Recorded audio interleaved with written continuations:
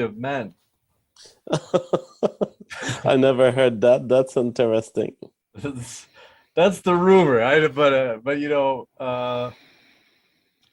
let me just check. I know he's awake. The good thing is, in his time zone, perspective philosophies, it's I'm gonna quick shoot him a tweet, and I'll just hey, maybe you just yes, because Vosh like a year ago.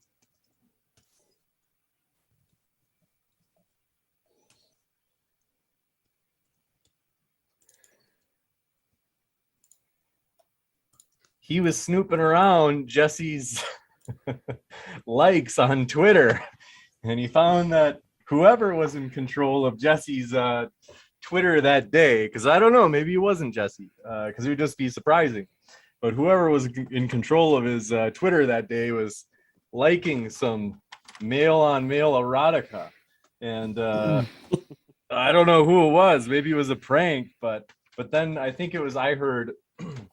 Yeah, I shouldn't even say this because this is only through the grapevine, so I have no idea. But allegedly, I think someone was telling me that Gavin,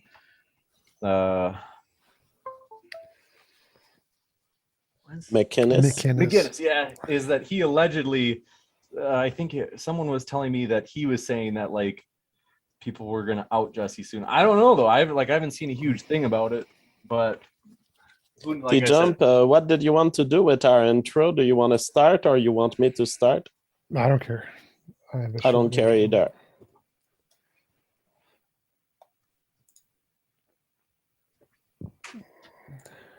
Sal, good to see you. Oh, I can't hear you yet. You might be on mute. Still can't hear you. Nope. No sound. How about now? Now it works. Okay, great. I'd like to test my screen share. Sure.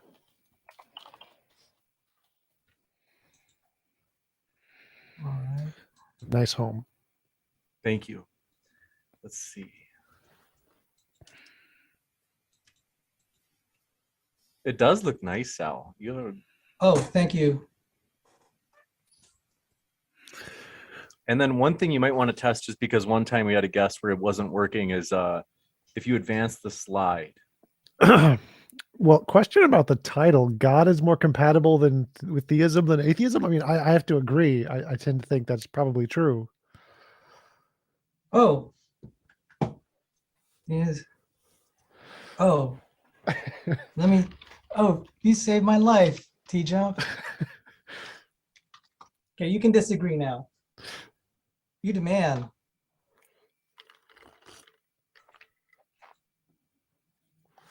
So thank you, sir. That was, no problem. This was all kind of just all slapped together, and I just that's my intro. You're a good man. I'm going to try to get my lighting going here.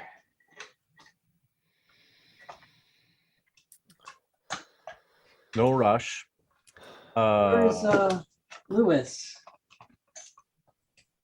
It's a good question. Is this going to be like 2v1? Yeah, that's all right. Well, it's 1:02 p.m. for him. So the good thing is he's almost certainly awake. He's just like I think he probably just, you know, I personally think philosophers, they're just, you know, less I mean, he's really intelligent, so I'm not trying to be mean, but the philosophers, they just have their minds on things like ideas, and they forget about the world. So I'm not trying to be mean. I like perspective, but it's true. I'm telling you, philosophers, they're always late. They're not late on my channel. What are you talking about? They're like the kind of absent-minded, and I don't mean that in a mean way. Like I said, I know it sounds, because I mean, I'll confess that, you know, I'm absent-minded, and I'm not even a philosopher. So let me. I'll stop my screen share now. All right. Oh, okay.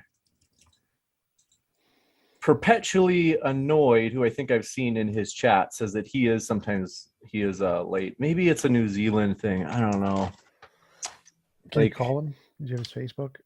I tweeted him. Let me see what else I can do. Maybe there's. Let me see if I've got him on Facebook. I've got him on Discord.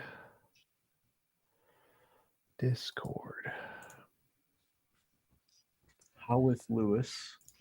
Otherwise, I'll put in the chat that we're looking for a theist. I want to give him a little time though, because he's a perspective. He's online on Discord.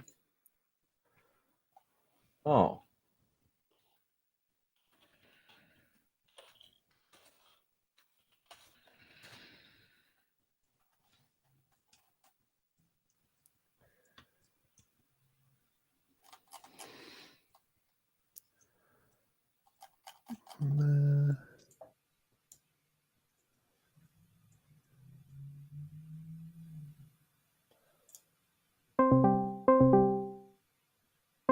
Typing his name into Facebook.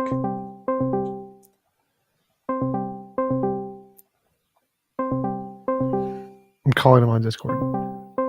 I'm gonna increase my. I'll be right back, guys. You got it.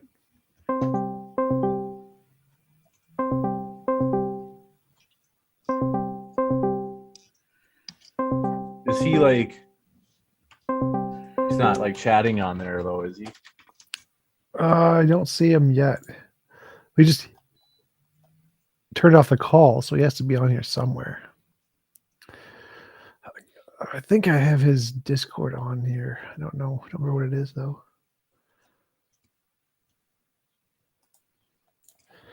Perspective philosophy Discord.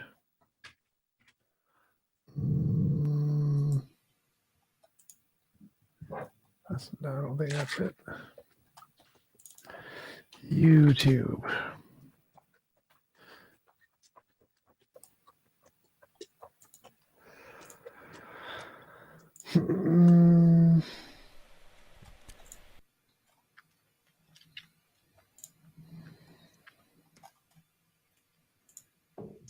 Hello, everyone. About The other thing about philosophers, Hello, I know everyone. this Hello, is so un-PC, but it's like I'm happy. It's not like it's a bad thing. The best philosophers are like almost all Jewish. Is it really that bad for me to say it? Like, I'm like complimenting. well, the best of like it's, like, bad for me everything to- are like mostly Jewish artists, bankers, movie makers, Nobel Prize winners. That's true. Try again. That seems true. It seems like it's especially true for philosophy. Like, if you look at like the top 10 philosophers ever, like they're almost all Jewish. At least like the top 10 alive today, pretty much all Jewish. Like 8 out of 10 probably. Who do you think are the top 10 philosophers today? Can you name 10 philosophers? What's the lady who wrote the book? In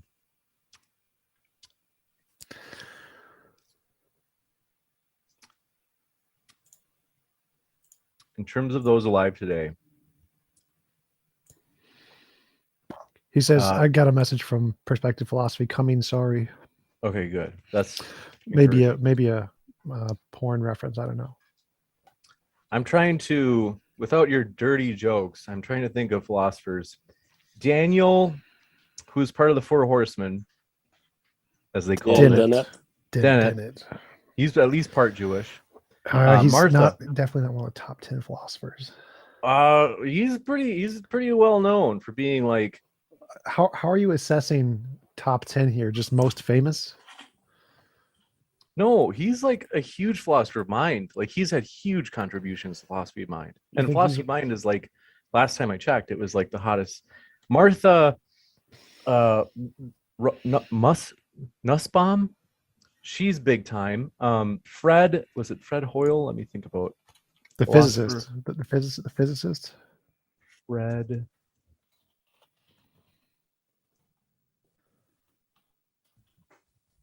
Martha Nussbaum is for sure a philosopher. And she's almost certainly Jewish. Yeah. She's like considered like, where's she at? She is taught at Harvard, Brown, and Oxford. Fred, is it Fred Hoyle? Fred Doyle? He's a philosopher of mind.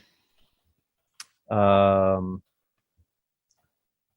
think, well, no, I don't know if he'd be like top.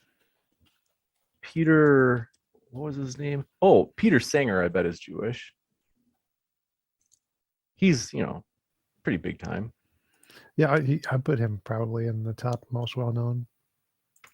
And like I said, it's not like I'm like angry. That it's not like I'm like, oh, the Jews are like purposely trying to take over philosophy. It's not like that. It's like I'm like, hey, good for the like. Good for the Jewish. That. I'm going to clip that and add it to my YouTube channel. Peter Milliken, I bet he is. Teaches at Oxford. Let me look him up. I think it's at Oxford he teaches. But I'm going to get a setup. Hello. Hi, good to see you, Perspective. Glad you scared me there. Yeah, I'm really sorry about that, and also sorry about the crazy setup. At the minute, I probably look like I'm in Willy Wonka's chocolate factory. But I am really, really sorry about that. That's all right. It happens. We're just glad you're here because it would have been hard. We might have been able to find a theist last minute, but I wouldn't have thought they would be anywhere near as. Are you a theist? I didn't even know you're a theist. I am a theist. I am now. Yeah, I'm a Christian. So he has drunk the Kool-Aid. Honestly, I've come here from metaphysics. I swear to God, it's not. I haven't just popped it. Like I started as a Christian, went agnostic, and then found my way back through metaphysics. So, wow, that's interesting. Well, don't worry about Tom. He's like that all the time. But yes, I've put together a little presentation, not necessarily the best presentation, like just for the opening statements. Is that okay? Like, is it possible to? Yeah. Share screen. Yes, you can share screen. 100%. Right. Let's do a test just to be sure that it does go smooth. And then thanks for your patience, everybody. It takes me a little bit to set this up in OBS, so you got to do what Destiny does. You play Nintendo while you're doing this. You just do that while Nintendo. Or you seem like maybe are you an online poker guy, JF? I don't know. No, NS emulators. Really? Did you see NES like Nintendo? NES, yes. Nintendo emulators. That's rad. That sounds really fun. That's seriously the kind of thing I'd enjoy. Wait a minute.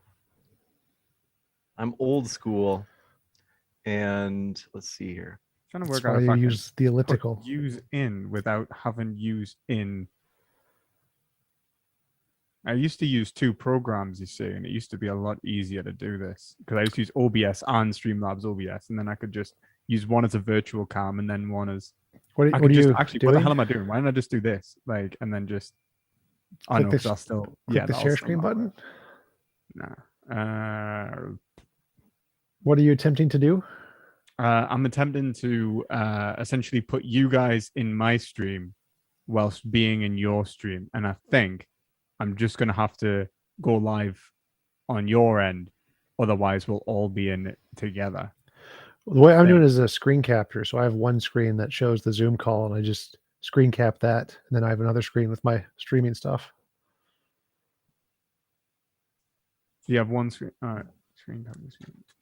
All right. Okay. And then you just. Okay. I don't have two screens though. But can you take the camera in Zoom instead of the virtual camera of Streamlabs OBS? Yeah, that'll be a good idea. That's how you do it. That's it, JF. Thinking like a scientist. That's exactly what you do. Very systematic. All right, let's see if I can do it like without it. Now, very often it will deny this because only one program can use a camera, but that's what I was sometimes you can. But then you need a doubler. You need something like a virtual cam doubler. That's what I was using a virtual cam, but I think there we go. Oh, that's coming in a bit funny, isn't it? You're squished. Yes. You've been squished. Why? But yeah, can't Maybe you just in do properties. You should just be able Is to do there like a window properties capture. in Zoom? It might just be that I have to. you mind if I leave and rejoin, or would that mess up James's? James, would that mess up I think your... it should. I think it should be okay. Okay, I'll be 2 seconds. No problem. And not only the most recent philosophers, Tom, Judith Jarvis Thompson, Bertrand So- Russell, yeah, he's von Neumann, the physicist, Richard. yeah. I mean, Feynman. it's trying to think of like the only exceptions. Like, you can't remember Hume. I don't think Hume was Jewish. I think he was. German. And then Kant. German. Yep. I'm German, by the way. And We can tell it's your jawline. appreciate that. And do Germans have a distinct jawline? No, it's just you have a distinct jawline. It speaks. It just shouts that you're German. Really? Yep. Oh, thank you. I think you're being facetious. I can't tell. I bet Peter Milliken is. And Judith Jarvis Thompson didn't just come up with the violinist argument in the abortion debates. Did that She work? also, that she does a trolley car. Yeah, like trolley car thought experiments came from Judith Jarvis Thompson. Does that look all right to you guys? Do I look squished still, or is that okay? No, that's Looks fine. fine. I think it might have. I'm not sure, but I think I've actually. It said put in original ratio. It squished us. I put it in HD, and I feel like it's actually squished us and then expanded us out. But you we'll seem, just go you with it. seem a If it- little chubbier than normal, but it's fine. Yeah, that's actually probably just weight gain. That's James, a favor. Yep. Can you start the clock once my screen is up? Because sometimes it takes a while to get it up with all the coordination and technical. And I have a stopwatch here for my Gladly. allotted 6 minutes. For sure. Thank you. And By the way, I forgot to say hi. It's really nice to see you again. good to see you again as well. Thank you. It's been a long time. Hey, And- Saul. It has. Oh, I forgive me for being rude, TJump and Jean-Francois. Greetings. I apologize for not. I was just struggling with my computer and getting everything. I didn't mean to be rude, No gentlemen. problem. So now that I have my screws back a little tighter, just wanted to say hi to you, gentlemen. I think you have too much of a niceness problem. I think you should be more rude. Like include a little bit of rudeness because you're too nice. I don't know how I even did it that time. There we go. Tremendous. Okay, I think there we go. I think that's actually managed to do it. Okay, I think we're in business, boys. There we go. Okay. All right. Cool.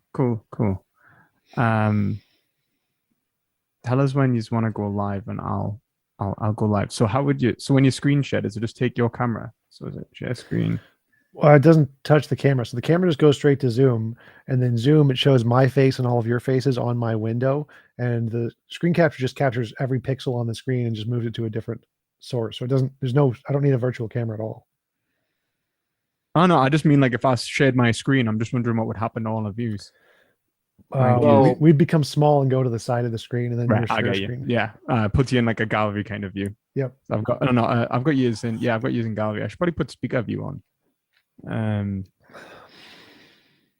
Actually, gallery view's nice. There we go. Full screen it. Okay. Fucking hell.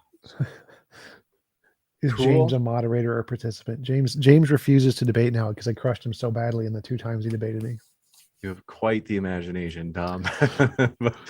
but I'm pumped, you guys. This is gonna be epic.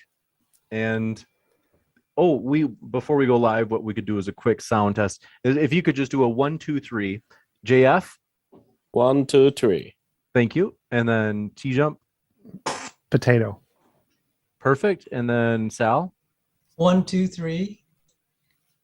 Which might be a little bit low. I think it's good. It nothing to worry about. Maybe just move like a I can couple. increase it. 1 second. Okay, and then How about perspective. wait, let me just turn off the automatic volume. How about 1, 2, 3? Good. That's right where we need you. And then perspective. 1, 2, 3. Great. All right, cool. So what I'm going to do is What is the big red thing that's coming out of the end of your microphone? It's SC Dynamite. It's actually like a cloud lifter. You can put it in the other side, but for whatever reason, it wasn't working. I have no idea why. It should be compatible with both sides. But it's actually really good. I mean, considering the price, it's a bit cheaper than it's about half the price of a cloud lifter. Nice. But you know, I would love a cloud lifter, to be entirely honest with you. It's just the money, you know. Yep. That's the one I got. I got the cloud lifter. Yeah, like they're good. They're good. Yeah. I think there's another one as well, isn't there? There's I can't remember what it's called now. It's called like, nah, shit, I don't know. It's like a little black kind of one. It looks like this, but it's a bit smaller and black. Yeah, I've seen. There's like 10 of them.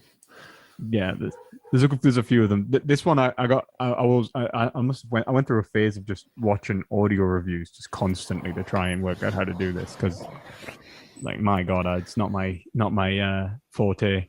Yep. What's with the chair? Gifts. They were a gift. Yeah. This They looks don't big. even match. It doesn't even match with itself, really. But you know, there's two of them, and they don't match with each other either, which is kind of weird. But you just got to kind of embrace it. Like, I feel like the thing is, like, this green wall, right, for example, was actually supposed to be a dark green, and we ended up getting the wrong color paint. So I'm going over this with the dark green. So this is just a first coat. So I've got this proper like lime, like what is like a lime green here. It's supposed to be jade green or something, like a dark one, but it's just like this proper luminous green. I've got this funky chair. I swear to God, I look like I'm in like, I feel like a Microsoft PowerPoint presentation, like a theme or something. Reminds me of like the political YouTubers who have like big flags behind their like chairs. Seems like an ANCAP flag, but it's just green. Green, yeah. Actually, what We're all there is set. actually a flag that is green and white, I think, and it might actually. I think the vegan flag is actually a green V on a white background, so it might even just be perfect. Excellent. Well, we're gonna jump into it. Thank you both, or all of you. What we're going to do, I've got you guys all linked in the description. Definitely will shout that out throughout the debate, and then otherwise, we're ready to go. What I'm going to do is go on screen for a cold open, just saying, "Hey, everybody! Today we're debating blah blah blah blah," and we're starting right now. And then, technically, since it's not worded yes or no, there's no clear affirmative. Do either of you have a preference on which team goes first? Oh, I did want to say Philippa Foot came up with the trolley problem, so not the person. Yes, who started. I don't have any preference. We'll come back to that. I don't necessarily have a preference. I'm happy to go first, though. Let's do that. Okay. And then, yeah, whenever you guys are going to share your screen, just let me know if you're going to, and then I'll switch it over to the audience so they can see as well. But yeah, I'll hand it over to you guys, the theists. And so whoever would like to go first between the two of you, you can decide right now. And then we'll go from there. So thanks for being here, guys. This makes it fun for me. Fun summer nights. Here we go. 3, 2, 1. Hey, everybody. Tonight we're debating whether or not science fits more comfortably with atheism or theism, and we are starting right now with the theists' opening statements. Thanks so much for being with us. The floor is all yours. Hello. Is it okay if I share my screen? That'd be okay? Yep. Okay. So can you guys see that? I'm fitting it to the screen because last time it was a little bit more zoomed in. And Hermeneutics as the basis of scientific knowledge. Yeah. Okay, great. So yeah, this is my presentation. I'm going to try and fly through this as fast as possible because I'm going to try and cover about 300 years of philosophy in 6 minutes or so. So let's just do it. So to start off, I thought that would start with a Kant quote, which is essentially that this is a tribunal. This tribunal is no other than the critique of pure reason, because that is what this debate will be, whether reason can justify itself, or specifically, whether inductive reason can justify itself. I thought I'd give a quick outline of where I believe the compatibility of the hermeneutic model, which you can see in blue, the whole, the contextualized experience, the parts integration, all necessarily forming a complete subject analysis, and the scientific method as observation, research, hypothesis, and experimentation, and then analysis and the reporting of conclusions into a new observation, which is then reanalyzed. So unity as the key of scientific method. I'm taking that the uniformity of nature that is present in all modes of scientific thinking. Uniformity implies the experience of a priori necessary knowledge within reality, and that Hume was the first to demonstrate that. So now we'll have what is called induction versus deduction. To give a quick outline, inductive arguments are judged on their strength. Deductive arguments are judged on their validity. An inductive argument would be akin to saying every P I have observed has been a Q. This is a P, and therefore every P is a Q. Or all birds I have observed fly. This is a bird. This bird can probably fly. They are probabilistic arguments and not necessary arguments. You can't say that the conclusion necessarily follows, and it actually adds something to the premises. A deductive argument is quite the opposite. It is necessary. Every P is a Q. This is a P. Therefore, this P is a Q. All men are mortal. Socrates is a man. Socrates is mortal. I don't think anyone would necessarily have a problem with that. This is literally just inductive versus deductive arguments. So the problem of induction. The problem of induction is, how do we prove induction? The issue with induction is that it cannot be proved deductively, since the conclusion adds to the premises, and in other words, conclusions do not necessarily follow. Induction cannot prove induction, since it would be circular and just an assertion. So some probable responses. How do we know what is most probable? Probability. Like, how do we know whether... It's fine. How do we know... apparently there's no video on my side, actually. I'm sorry, 1 second.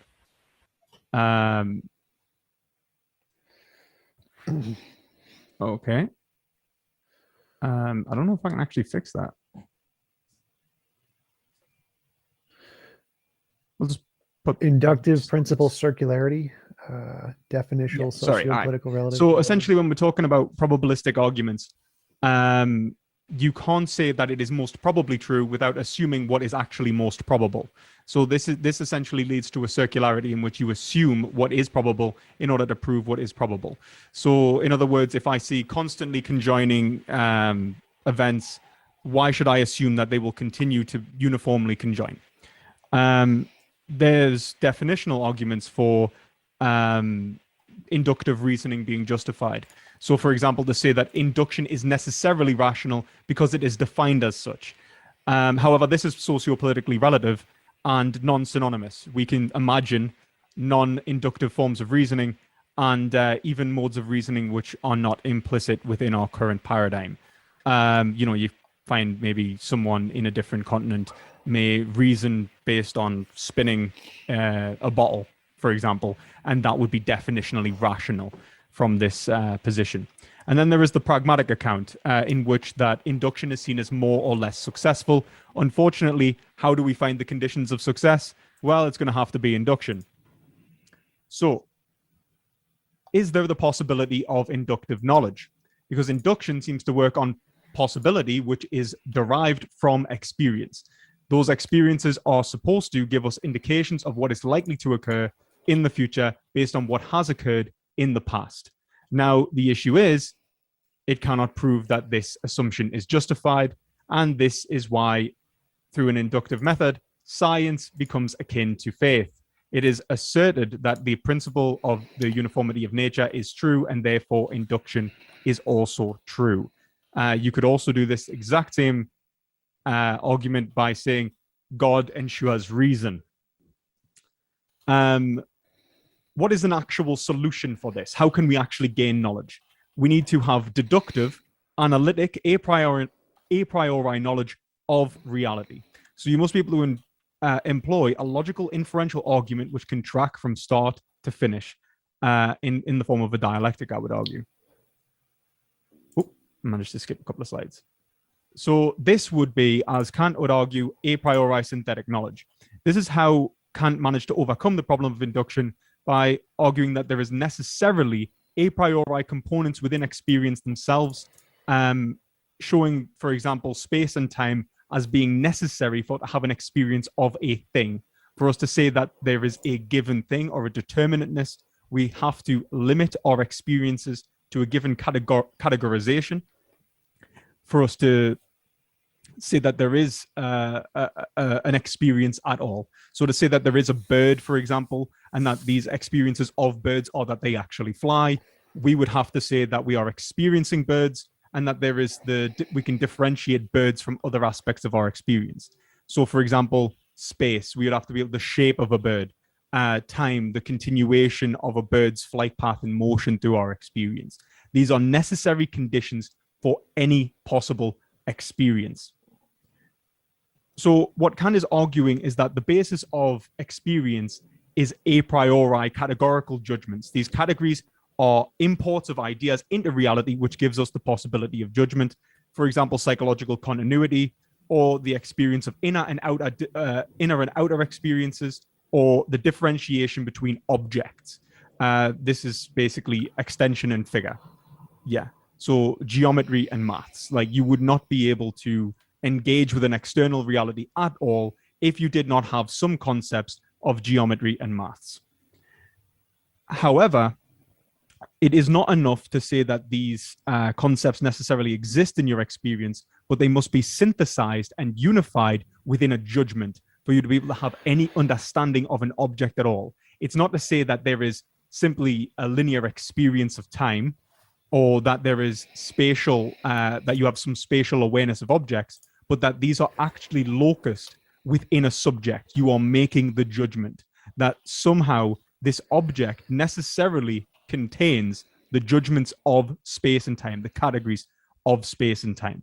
However, Kant thought that this was implied by the subject, as in subjectively, and so that the categories of thought or the categories of truth that exist are bound to the subjectivity of an individual. Like, there's no actual way to gain knowledge external to our modes of intuition, which he thought was simply universal to all humans. And so we only have access to human knowledge. Hegel showed this to be false in the science of logic when he argued that the categories of thought must necessarily be contained within experience itself. The reason he argues that is that, one, the Kantian noumena, or the thing in itself, is doesn't make sense. To imply the existence of a non-categorized reality, which makes reality be what it is, implies that you have knowledge of something which is definitionally unknowable. On top of that, the categories themselves must be possible categorizations, meaning that there is a logical foundation for these categories themselves to develop. So these categories are bound by the laws of logic and confined to what is possibly categorizable, which means there is a fittingness in Heideggerian terms to the concept. Our categorization of reality is bound to reality itself, of how it could be possibly categorized. This leads Hegel to argue for what he calls objective subjectivity. Upon reflection, we recognize ourselves as an object of our own understanding, and that our modes of categorization are incomplete. This is where we move from truth as being an is, in terms of seeing reality as it is, to seeing reality as it should be. There is a necessarily teleological aspect to the form of categorization. Are we categorizing correctly? 30 seconds. This leads us to fundamentally ask the question of whether we are categorizing our categories, and it gives us the possibility of refuting our categories against an objective reality. The objectivity of these categories can then act as a reference from which we can free ourselves from our own psychological bias and subjectivity. However, it is worth mentioning that what must necessarily be synthesized is these categories within reality. The principality of these categories as they exist in terms of possibility is the unity of opposites, which combines what is called possibility and contingency as necessarily united within reality itself. And so this I take to be a divine mind, that there is a divine mind necessarily categorizing reality, which allows us to understand reality and understanding of reality for knowledge itself to even be possible. Thank you. Gotcha. We'll switch it over to Sal. We'll be flexible with the openings. And Sal, I'm setting the timer for you. The floor is all yours for your opening as well. This Sal being another theist, by the way. So the second half of the theist openings. Okay, so I'm gonna share my. It should say science is more. Correct. Okay, I'll try to I'll try to be 4 minutes, guys, to help you out with the time. Science is more compatible with theism than atheism. I argue that based, first off, on the simple fact there are no answers in atheism. You cannot say, I don't believe in God, therefore we should pursue science, or that the human race should continue. There are Peter Singer and Patricia McCormack, for example, who are atheists. And that's a picture of Patricia McCormack. She advocates the extinction of the human race to preserve the planet from climate change. Peter Singer thinks that we should stop suffering by just having one generation die out. So you can't start with atheism and come to any conclusion as to what is good or bad or what should be pursued or should be valued. It's just up to people's whims. So right there, it's a non-starter. You can't even go from atheism and deduce that science is what you should pursue. I will point out Fred Hoyle, famous cosmologist, said a common sense interpretation of the facts suggests that a super intellect has monkeyed with physics as well as chemistry and biology, and that there are no blind forces worth speaking about in nature. The study of nature does, through our scientific method, suggest there's a God. Therefore, it is more reasonable to say science is compatible with God because that's where the data is starting to point. I could point to this in quantum mechanics. I have this book on quantum mechanics, F.J. Belinfante, and he was also in my statistical mechanics book. I'm not going to quote it, but he just mentions that quantum mechanics implies God. Can't run away from that. Also, Richard Smalley, Nobel Prize winner in chemistry. He said evolution has just been dealt a death blow. After reading Origins of Life with my background in chemistry and physics, it's clear evolution could not have occurred. And so that right there, science is more compatible because the data we're getting now, maybe 20 years ago or even 40 years ago or 100 years ago, that was not the case. But as the data is flowing in, it seems that science is more compatible with the idea of God and a miracle causing the origin of the universe and life. And we can get into that more in the free discussion. Also, Eugene Wigner, he's a Nobel Prize winner, not in chemistry, I'm sorry, it's in physics. He talks about, relating to what Lewis said about the things about forms. It's amazing that the laws of physics agree with mathematical forms. The proper term is algorithmically compressible forms. There's no reason it should do that, and then to conform and make the scientific enterprise possible. He says this is a miracle. So the scientific method itself is a miracle. The Mind of God by Paul Davies goes into that. And in my last minute, I'll cover a few things.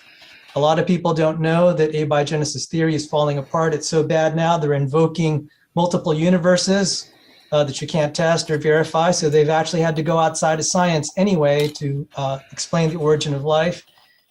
This week, there's been some terrible things happening to the theory of evolution. Some experiments have shown that even some well-accepted theories are falling apart. And I review papers on my channel that are showing that evolution's in big trouble. An evolutionary biologist said if junk DNA is real, then evolution is false. We're finding junk DNA is actually functional, and therefore evolution is false. And also, you know, the idea of evolution, it's actually been hurting medical science, and we can cover that more. So I would argue vociferously that theism is more compatible with science. Thank you. You got it. Thank you very much for those opening statements from our theist team. And we're going to kick it over to the atheist team for their openings as well. Want to let you know, folks, if it's your first time here at Modern Day Debate, we are a neutral platform hosting debates on science, religion, and politics. We hope you feel welcome no matter what walk of life you are from. And hey, if you haven't yet, hit that subscribe button as we have many more debates to come. With that, JF and TJump, thanks so much. The floor is all yours. All right, TJump, would you like to start? Sure. The question is science more compatible with theism or atheism? And in order to show which hypothesis is better, you need a hypothesis that makes predictions, and the one that makes predictions successfully the most is the better hypothesis. The one that does that is the atheist naturalist hypothesis. The God hypothesis makes no successful predictions. It doesn't do anything to show that it's true. Simply saying that there are some things that science can't answer, or there are some things we don't know, isn't an evidence of God whatsoever. Simply saying that you need a divine mind to categorize things isn't evidence of God whatsoever. It's just an assertion. Clearly, we don't. Sal presented a bunch of quotes of scientists who agree with his position, but didn't actually explain how any of what they said is actually evidence, because it's not. None of them actually have evidence of a God, which is why the consensus and majority of all of the experts in all of those fields are atheists, because all those quotes he presented are just those specific scientists interpreting the data in a way that they like, but none of them actually have evidence to support that sentence. That's just their personal favorite interpretation. So we're going to need some evidence to why those statements would be true, not just a list of statements from famous people. Algorithmic compression forms there's no determining factor that we know about in nature that would cause these, which is, colloquially put, there's no reason why it should happen. But they didn't say the fact that we don't know of a reason why it should happen, therefore it must be a miracle, is a basic argument from ignorance fallacy. We don't know, therefore God. So that's also not evidence of God. It's literally a basic fallacy. So those were like the only arguments I heard in the openings of my opponent. So I couldn't really follow much of what they said in relation to the topic of the debate. And I love, from perspective philosophy, to give me like a structured argument, premise, conclusion of evidence of a God. That would be super helpful. But yeah, so the best hypothesis is the one that makes the novel testable predictions and gets it right. And the only one that does that is naturalism. There's no evidence of any kind of supernatural anything ever, because none of them have ever been able to make novel successful predictions. And so science, which is the field of novel successful predictions, indicates naturalism more than theism. Absolutely. I agree with everything that TJump just said. And the whole argument of perspective philosophy, basically, I recommend to the audience, put it in a box, throw it in a trash. There's nothing there. Perspective philosophy's entire argument is based on the premise that science must find an answer to his philosophical problem of induction. It is not a problem of science, the problem of induction. It is a problem of the critique, the philosopher critique, who comes in and is unsatisfied about the circularity of knowledge that he perceives in the scientific method. But the scientific method never promised that it would develop absolute knowledge that is non-circular by the standard of philosophy. And by the way, the philosopher, perspective philosophy here, never applies this circularity argument to his own thinking, because his own thinking has led him to conclude that God was necessary, and yet he was necessary based on his own thinking. There's your circularity perspective philosophy, but the theist only finds circularity in the scientific method, which has not been defined and which has not been adopted to address their philosophical problem. The scientific method is simply the best machine we've found in terms of a series of methods and a series of a priori axioms that, yes, we adhere to with no philosophical justification, just because it's been delivering. The amount of understanding of the universe that was delivered by science has outcompeted any religion, any tradition, any other form of human communication. It carries predictability from why squirrels exist to why the entire universe exists. And so that's the method of science. It doesn't have a philosophical promise. Going back to the details in Saul, because I think that addresses the whole perspective philosophy bout, which, by the way, was not at all about the main subject. So that's why TJump had a difficulty finding what is about the main subject here. There's nothing about the main subject. We don't have a justification for God. We don't have even an indication of how perspective philosophy concludes that science is compatible with theism. Saul comes in and presents horrible people like Peter Singer and a demonic woman who wants to kill people. By the way, we've gotten rid of at least one aspect of the demonic woman problem in America yesterday, as we have abolished Roe v. Wade. I want to celebrate this, and I want to say a few words just to acknowledge the death of 70 million embryos, all killed by bloodthirsty pregnant people, these pregnant people who have been killing these embryos since 1973. I'm glad that it's over. Never again. But yeah, the fact that Peter Singer is there making arguments is not even a representative of science. Peter Singer is a philosopher who has extremely poor priors about harm and his conception of human harm. They are not products of science. Neither are the demonic woman's beliefs products of science. He says there is a miracle in the appropriateness of the language of mathematics for the formulation of the laws of physics. I would acknowledge that there's something extremely fascinating about how humans, descendants of some apes, have somehow emerged on this planet and had brains that somehow are capable of doing science and are capable basically of introducing anything from the world into their physics, into their laws of science. It's fascinating, but it doesn't mean that a God is necessary as an explanation. And by God, I mean an intentional being creating the universe. As it turns out, evolution is a satisfactory explanation for why humans have developed extremely plastic and extremely variable language, which can basically integrate anything. The reason is if you have a blind spot in your communication system, if there is something that your language cannot represent, that blind spot could eventually be an evolutionary weakness. And so it's absolutely natural under the theory of evolution that species, they evolve to gather all information from around them that could be relevant, and they evolve to be extremely plastic as to how they will interpret it, how they will react to it.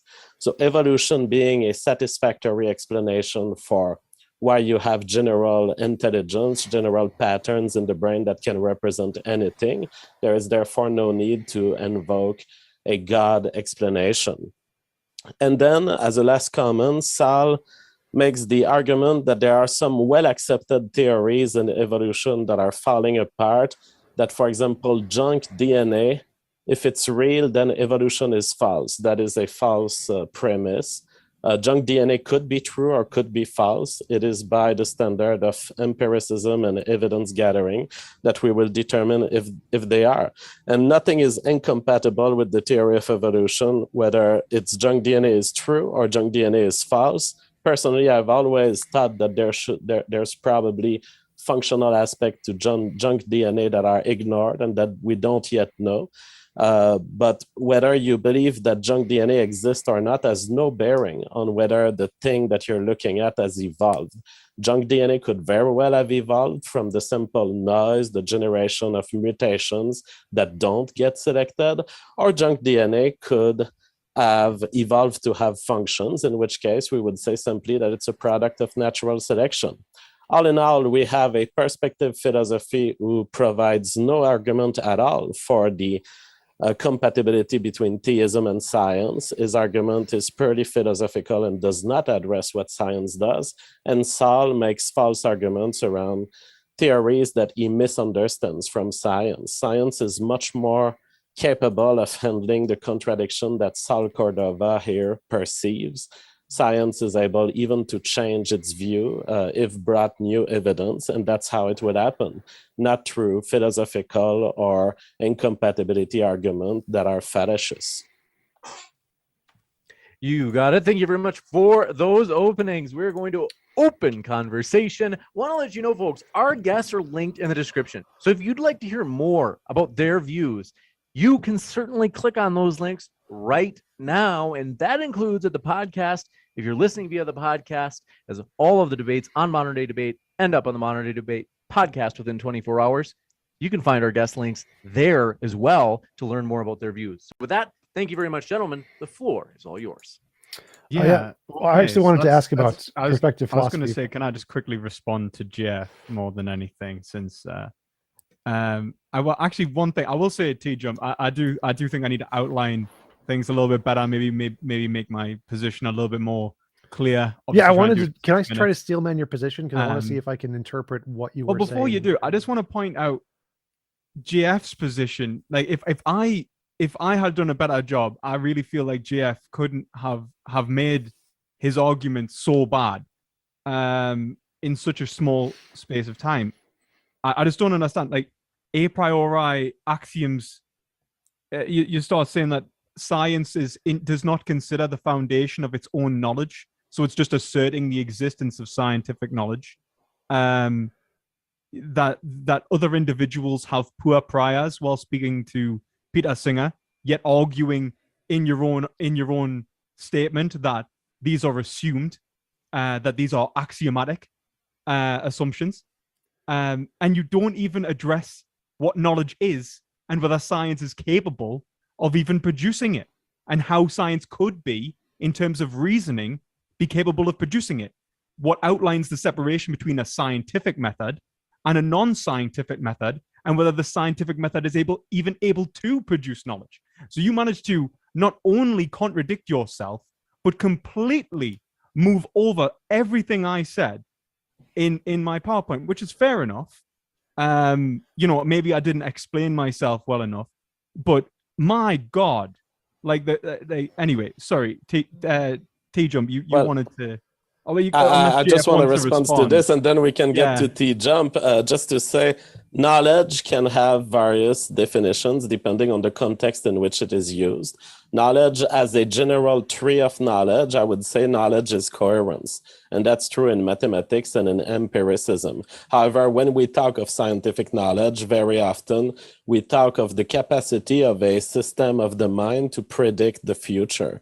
And so knowledge is just how much of the future can you predict, or just how much of what you don't know yet can you predict based on a scientific theory. That is the general standard for empiricism. Right. So you're saying so it's just simply logical consistency. So there's no correspondence necessarily involved in the production of knowledge. So for example, the scientific method said, testing sorry, just to clarify, against he reality. literally said that it's correspondence to future prediction. So he was saying that it was a correspondence. He said knowledge is basically coherence, and then said correspondence to future predictions. So it coherent against itself. Like, is there any value of empirical testing? The thing is, when you define knowledge as a whole, you have to include the truths of mathematics, and the truth of mathematics are purely abstract, and they don't come with a prediction in the world unless the world is made of mathematics or is behaving like your mathematical structure. That's why I say at the base level, knowledge is coherence. And then when we talk of scientific knowledge, we really talk about interacting with the empirical world around us, and then it becomes a finer definition. Okay, so if let's just say like the production of numerical identity that exists in mathematics and its necessarily logical relationship with each other. Yeah, I would agree. That would be deduction, and I would say that would underpin induction. But I'm pretty sure that's going to contradict TJump's position, because now you're going to have to say that there is a deductive aspect, which is fundamentally the basis of an inductive argument, and that it's not probabilistic and it's necessary, that there is a necessary identity at the bottom of reality. Well, so that's fine. Like in empiricism, we can accept analytic knowledge just fine. Like I don't understand how in your argument. So I'd like to move back to like the topic as much as possible. Okay. I don't understand how in your presentation analytic knowledge in any way indicates a divine mind. It was like your concluding remark to this foundational argument you made was something like, for knowledge to be possible, you need a divine mind to categorize things, or something along those lines. And that doesn't seem to make any sense. Like categorization can happen in my mind just fine. I don't need a divine mind to categorize things. Nature has a particular nature to it in which it organizes itself and has things in particular categories. Some particles have X number of neutrons and protons, and some particles have a different number. That's not a divine mind doing those categorizations. It's quantum fields doing those categorizations. So these abstract concepts don't need to exist in a mind to have separations or differences between things. That's just a fact of nature, and then our minds can classify those just fine. So I don't see how your argument that you need some kind of a divine mind to categorize things applies. It seems perfectly rational to think that reality categorizes things and we just define them. Well, let's just double back. One, from my understanding, you argue for induction. That's correct. Like induction as being the basis of the scientific modality. Yeah. And induction is a language, and language is based on logic. And so the deductive part is a structure of the language that we use to form induction. Induction is a form of reasoning, and it exists in the natural language, but it exists as a form of thinking. Yes. So logic undergirds all of that. Yes. Yes. But when we're talking about probabilistic probabilistic theorizing, would you say that where would you gain the basis, for example, of I don't know, a probable occurrence that is like? So I'm assuming you think knowledge comes from primarily external basis, an empirical basis. That we gain it from. No, so I'm fine with conceptual knowledge. So a priori analytic knowledge is fine. I'm happy with that in my worldview. Okay, what about a priori synthetic?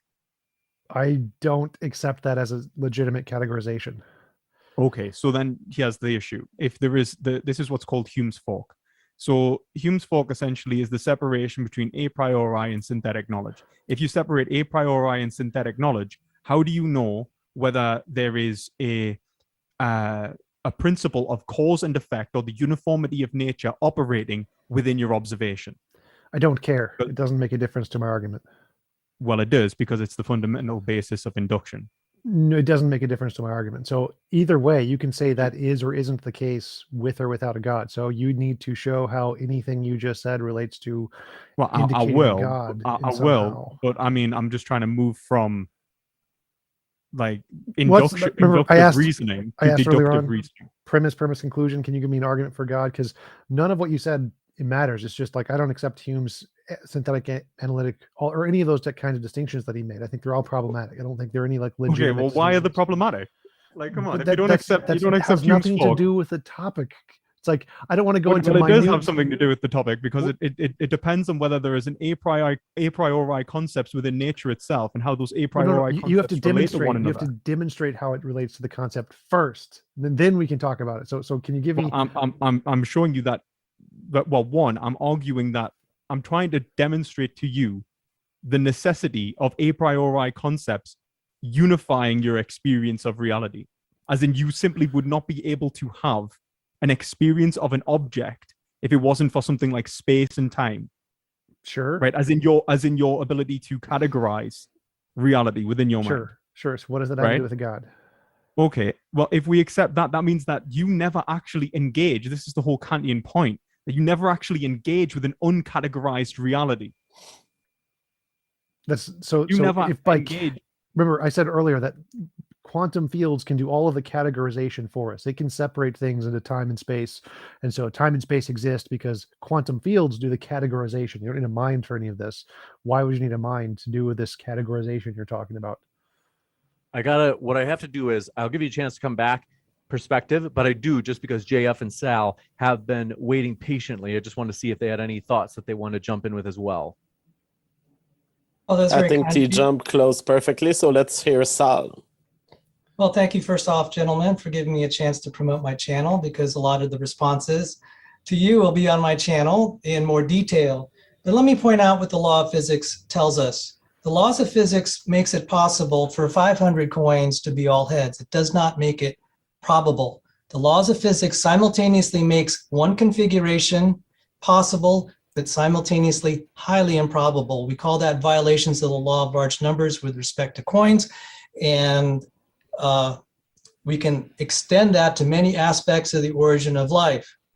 So if we define science in terms of explaining things in terms of repeatable phenomenon that follow the laws of physics, you automatically will be, as a matter of principle, trying to solve the problem of life by insisting that it's a probable phenomenon and it's improbable. That is anti-scientific. As a matter of principle, it's false. Therefore, something outside of the law of physics is a more reasonable explanation, more compatible with God. The other thing is, I was criticized. There was a quote by Dan Grauer who said, if ENCODE is right, then evolution is wrong. That means if junk DNA is functional to that level of about 80% or more, and even 10% or more, then evolutionary theory is wrong. I published on this. It's in a peer-reviewed chapter in a Springer reference paper. It was amazing we got it. It's on university library shelves. I elaborated on the problem. It's called the problem of mutational load.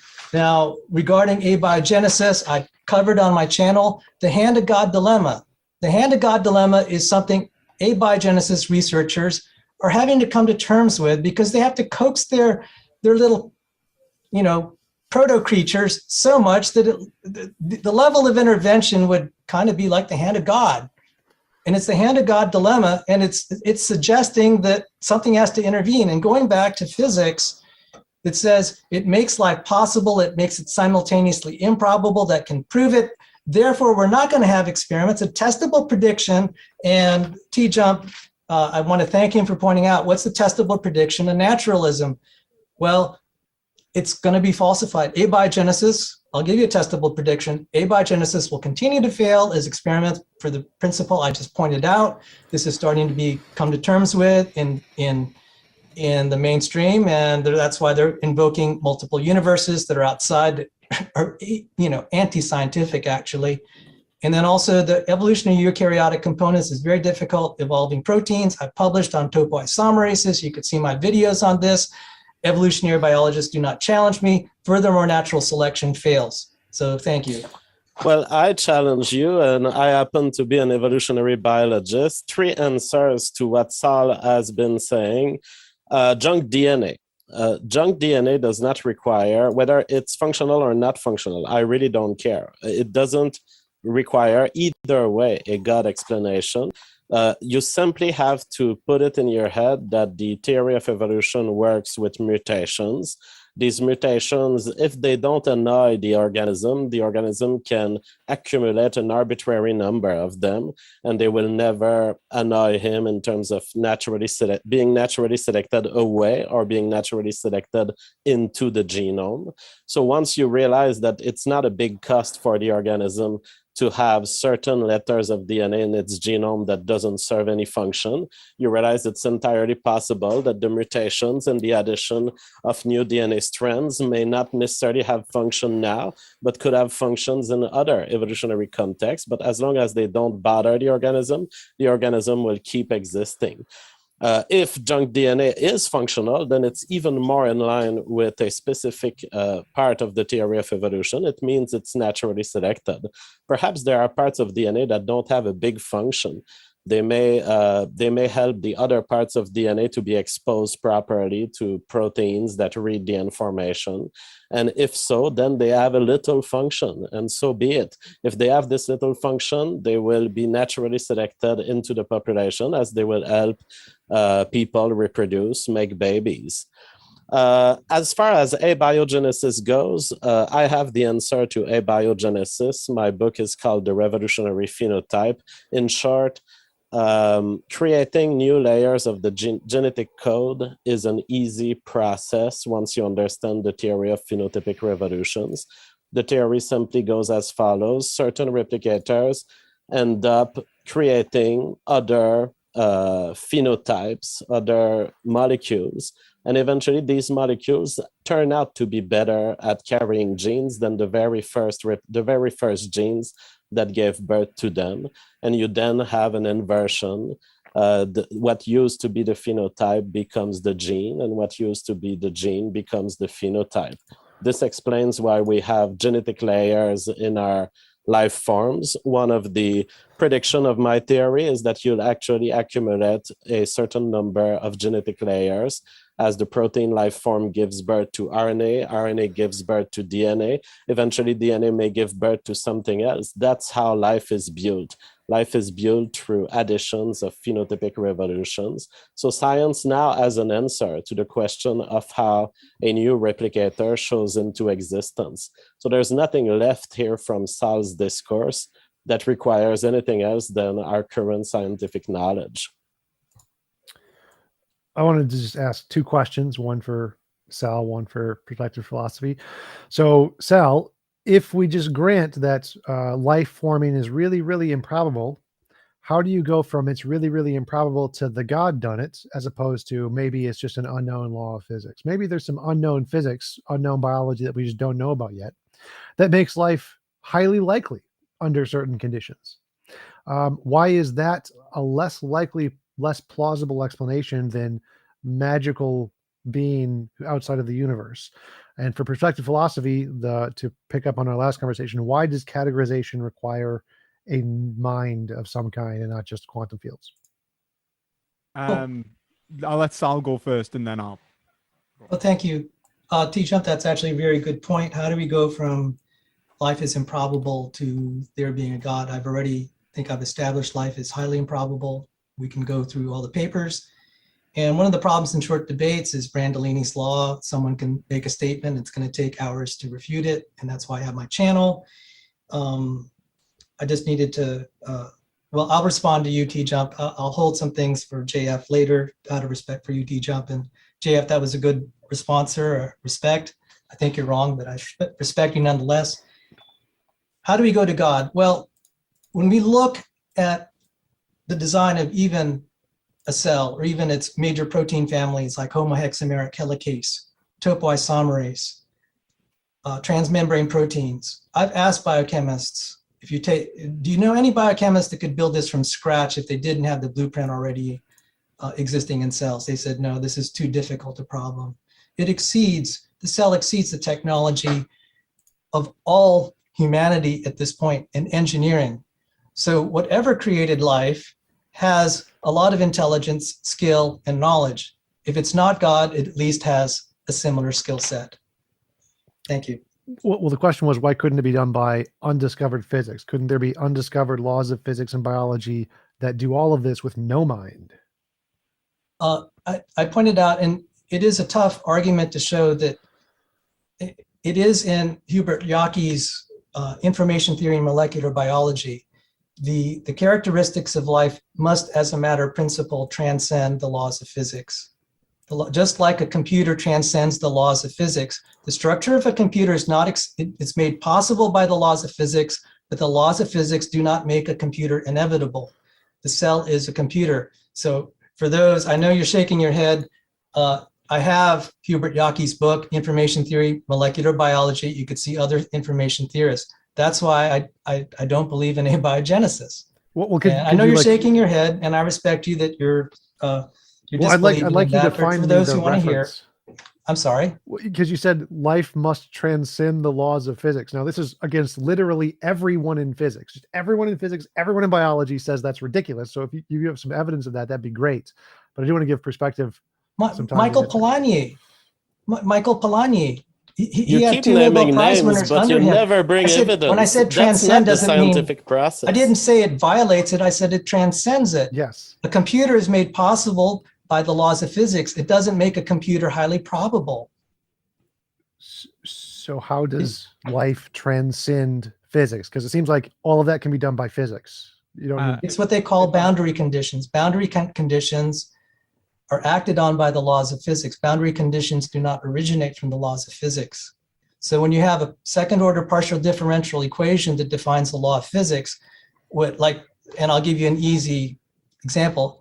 Force equals mass times acceleration. That's an approximation of Newton's second law. But the values of force, the value of m for mass, the value of a for acceleration do not proceed from the laws of physics. They are boundary conditions, and they're separate from the actual equations, and that's how it transcends it. Life isn't a boundary condition. Life is a result of those things. Well, the physicists out there will understand what I meant by boundary conditions. You'll see that in physics books, and you'll see that it's separate from the laws. You need the boundary conditions to solve the equations. You know, a particular equation of physics, you have a boundary condition, then you get a result. It's going to take me a while to dig up the references. That the boundary conditions are not the same things as the law of physics. Okay. So well, they literally I appreciate your little, I appreciate that this may sound confusing. It may be new to you. And, maybe this is not new to me. The boundary conditions are laws of physics, but none of them include life. Life isn't one of those things. It's not a boundary condition. I don't know how you're getting from life as a boundary condition. That part. Well, totally I'm sorry.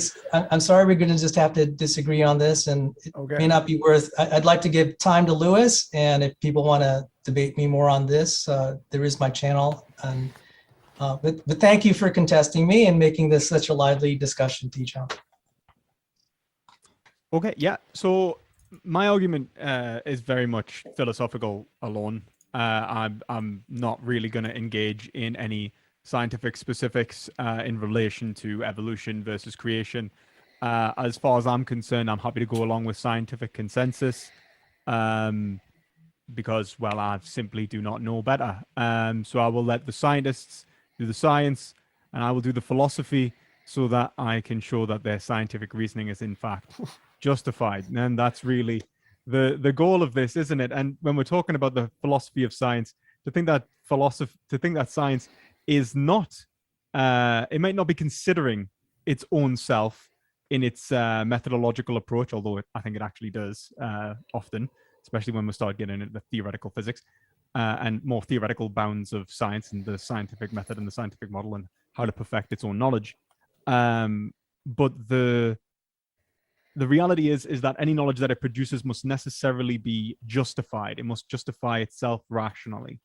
And so, just to JF, you can't just assert something's true. Okay, that's the point. So in order to hopefully get this back on course to TJump's question, which is why must we have a unified mind in relationship to or a divine mind specifically? Why can't these simply be unified within your mind? Well, obviously what you're purporting there isn't actually basic empiricism anymore or materialism. It would actually be transcendental idealism, or transcendental realism, where you would say that an object necessarily entails a priori immaterial categories within for it to be an experiential thing in the first place. So categories of space and time, which are necessarily categorizing an aspect of reality for it to be intelligible. They don't actually, the matter isn't, or the quality which is being categorized isn't the category. The category allows for the experience and the understanding of the thing itself. And so before you would even say that there is a thing, whether it's a quantum field, whether it's a particle, whatever you're actually analyzing, you're already applying categories of the understanding to it. And these are a priori. These are prior to experience. These are necessarily true, analytically true, and are immaterial in that respect. They are ideas. And that's fundamentally true. Now, whether they're synthesized in your mind, I do actually think they are in many ways. I think that your mind is synthesizing them. I think Kant was actually onto something when he said that, that these are synthesized in the intuition, that by the pure intuition synthesizes the stimulus from reality into. Do you mind if I interrupt just to ask a question about the previous thing you just said? So from my perspective, I'm not advocating for transcendental idealism. I'm saying physicalism. The physical stuff exists first. So I think space and time are literal physical things. They are a thing that exists. And then we come up with categorizations after we see them, after we experience them. Obviously, they must exist first to create our brains, and then our brains come about and make up categories. So there's no consciousness prior to human brains in my model. Well, why would we need those first? Yeah. That's the this question. Is the problem, and this is why I wanted to. This is the problem of induction, primarily, or related to the problem of induction or Hume's fork. Actually, when I tried to bring it up before and try to argue that these a priori concepts necessarily must be contained within any experience at all for it to be an experience which is understandable. The whole point of Hume's fork is to say, okay, we have identities, we have belief states about identity, about reality as we see it, right? Like that this is a table, that this is a wall, that let's say shapes and forms exist, that numerical identity exists. The problem is that if we say that knowledge is external and gained through impression, there is no reason to believe that any of our beliefs about those impressions are necessarily contained within the impressions, specifically. And he puts this forth by in relation to cause and effect, which is the uniformity principle, which is necessary for induction, as two billiard balls striking each other. He says, I see one ball strike another, and I do not see a third term betwixt them. In other words, you cannot observe the principle of causality from which leads you to believe that event A necessarily caused event B, that there is a relationship between event A and event B, which would create a logical inference, which would justify your ability to predict probable futures. And this is why Hume is necessarily arguing against Newtonian physics, and why Kant is actually defending Newtonian physics by proposing transcendental idealism or transcendental realism. Now, that transcendental idealism means that we exist in the phenomena. That there is the Okay, I'm totally relationship totally between- lost again. So my question Okay. was, I don't care about induction. You can just forget everything about induction. It means nothing to me. I want to know, why do we need a transcendental mind for things to have properties? It seems like things can have properties, and those properties can be described with categorization, but the categorization doesn't need to exist in any mind. It's just things have properties in and of themselves, What's a thing? like particle, wave, energy. What is a particle? Why would you say a particle exists? What is it? Where does it exist? Inside the quantum fields. Everything is a fluctuation of quantum fields. Quantum fields are the basis of everything. They are the fundamental nature of all reality. You can make this way more basic in terms of why do you believe that any of these things exist? So you can suppose that I don't. Suppose this is just hypothetical. I'm saying hypothetically, we don't need any minds. We can just be, there is a thing that exists. I just mean, like, what is, like, I'm assuming you believe, let's say, for example, that there is a computer in front of you, a microphone, right. So physical reality. The reason I'm saying this is because I want to make a distinction between epistemology and ontology here. So, like, this is kind of where you and JF were talking past each other too. It is logically possible for there to be a reality where it is literally materialism is true and there's physical stuff that exists first. Now, whether or not I know this or whether or not I believe this is irrelevant. It doesn't matter. This is possible. And so until you can show that this possibility is less desirable or less preferable to your possibility where there's a mind doing categorizing stuff, then a priori we have no reason to accept your model over this model. And so I'm asking you, I'll respond to that. Like, Sure. so if we're talking about possibility and its relationship, one, I would say that actuality implies possibility, that there is a constraint to possibility based on what is actually possible in terms of categorization, in terms of the limitations of identity. For example, a thing cannot be itself and its negation.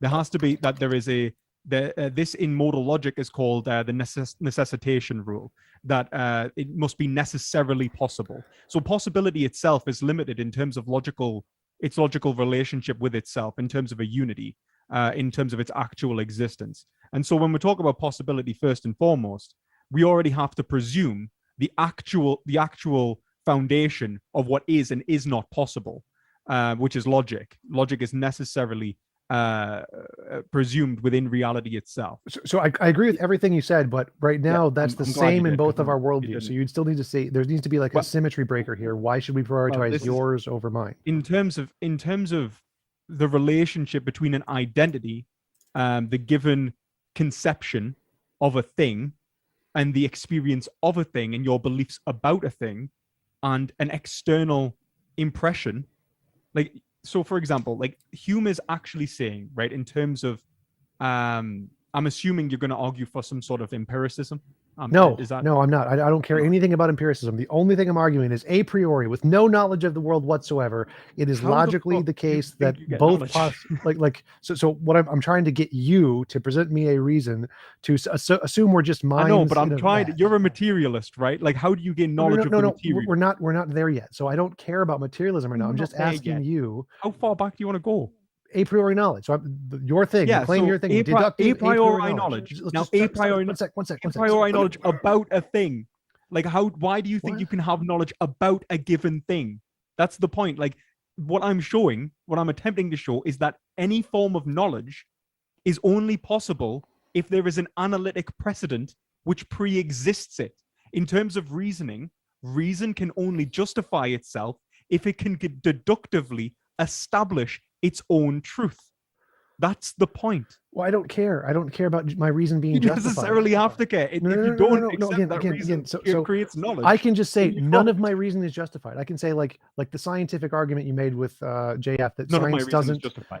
Science doesn't. One sec. So science doesn't talk about its base and justification. It doesn't care. It doesn't care what the justification is. Maybe we're in an idealistic world. Maybe we're a brain in the vat. Maybe we're in the matrix. Science doesn't care about any of that. It works. We don't care why. So to even say that it works, you have to be able to propose. No, you don't. It only has to appear to work. You do. No, you don't, because works is methodological. If it appears to work, it works. Those are synonymous. But that's irrelevant to the point here. So the point here is that you can just assert it. It works. It works. Why? Because it works. No.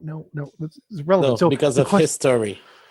of history. And how do you know what history? For fuck's sake. Who cares? Who cares? I Epistemology see doesn't stuff matter. around me, and even if that history is the history of a fucking virtual matrix plugged doesn't- into my brain in a I vat, don't think- I I don't don't think give a you're shit. missing the Science still You're missing predicts the that point. better than You- your framework. No, I believe in science. What you're arguing for is fucking magic. That's the problem. Like No. this is No, it this is not magic that Yes, it is. science has You're like, successfully oh, how do I predicted know? Wait that a there minute, would no, be no. genes, and How then do we I found know? the How do I know genes. And scientists it's not think it's magic that science true? has predicted all of the gravitational interactions between the Right. stars, and it turns out that it was true. It is No, not magic at I all. It believe is in history. science. We'll come right I back It believe to is in this. a science, history man. of stacking truths one after the other, and I all believe of in it truth, and I being believe true. stacking truth. That's the look. To even say that, even be able to say Stacking correct truth. predictions. Correct. Stacking Oh, correct of predictions. what? Predictions of what we will see in the future. Predictions of what you will see. Okay. And Yes. what?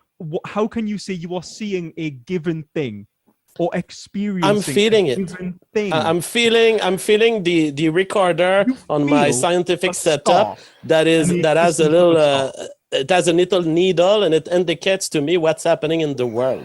Okay. TJump thinks that that science doesn't need success conditions, and it necessarily appears to be correct. No. That's how you. No. And you. That Not was necessarily. You didn't use the word necessarily.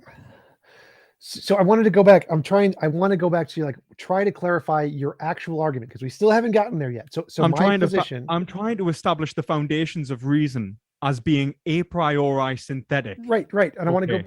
go back to that. So if we assume that we have no foundation of knowledge whatsoever, how does your model give a better foundation than our model of materialism? Okay, so this is in basic terms, materialism already presents a category which exists ontologically. Okay, and For how us does to yours be do able that to better?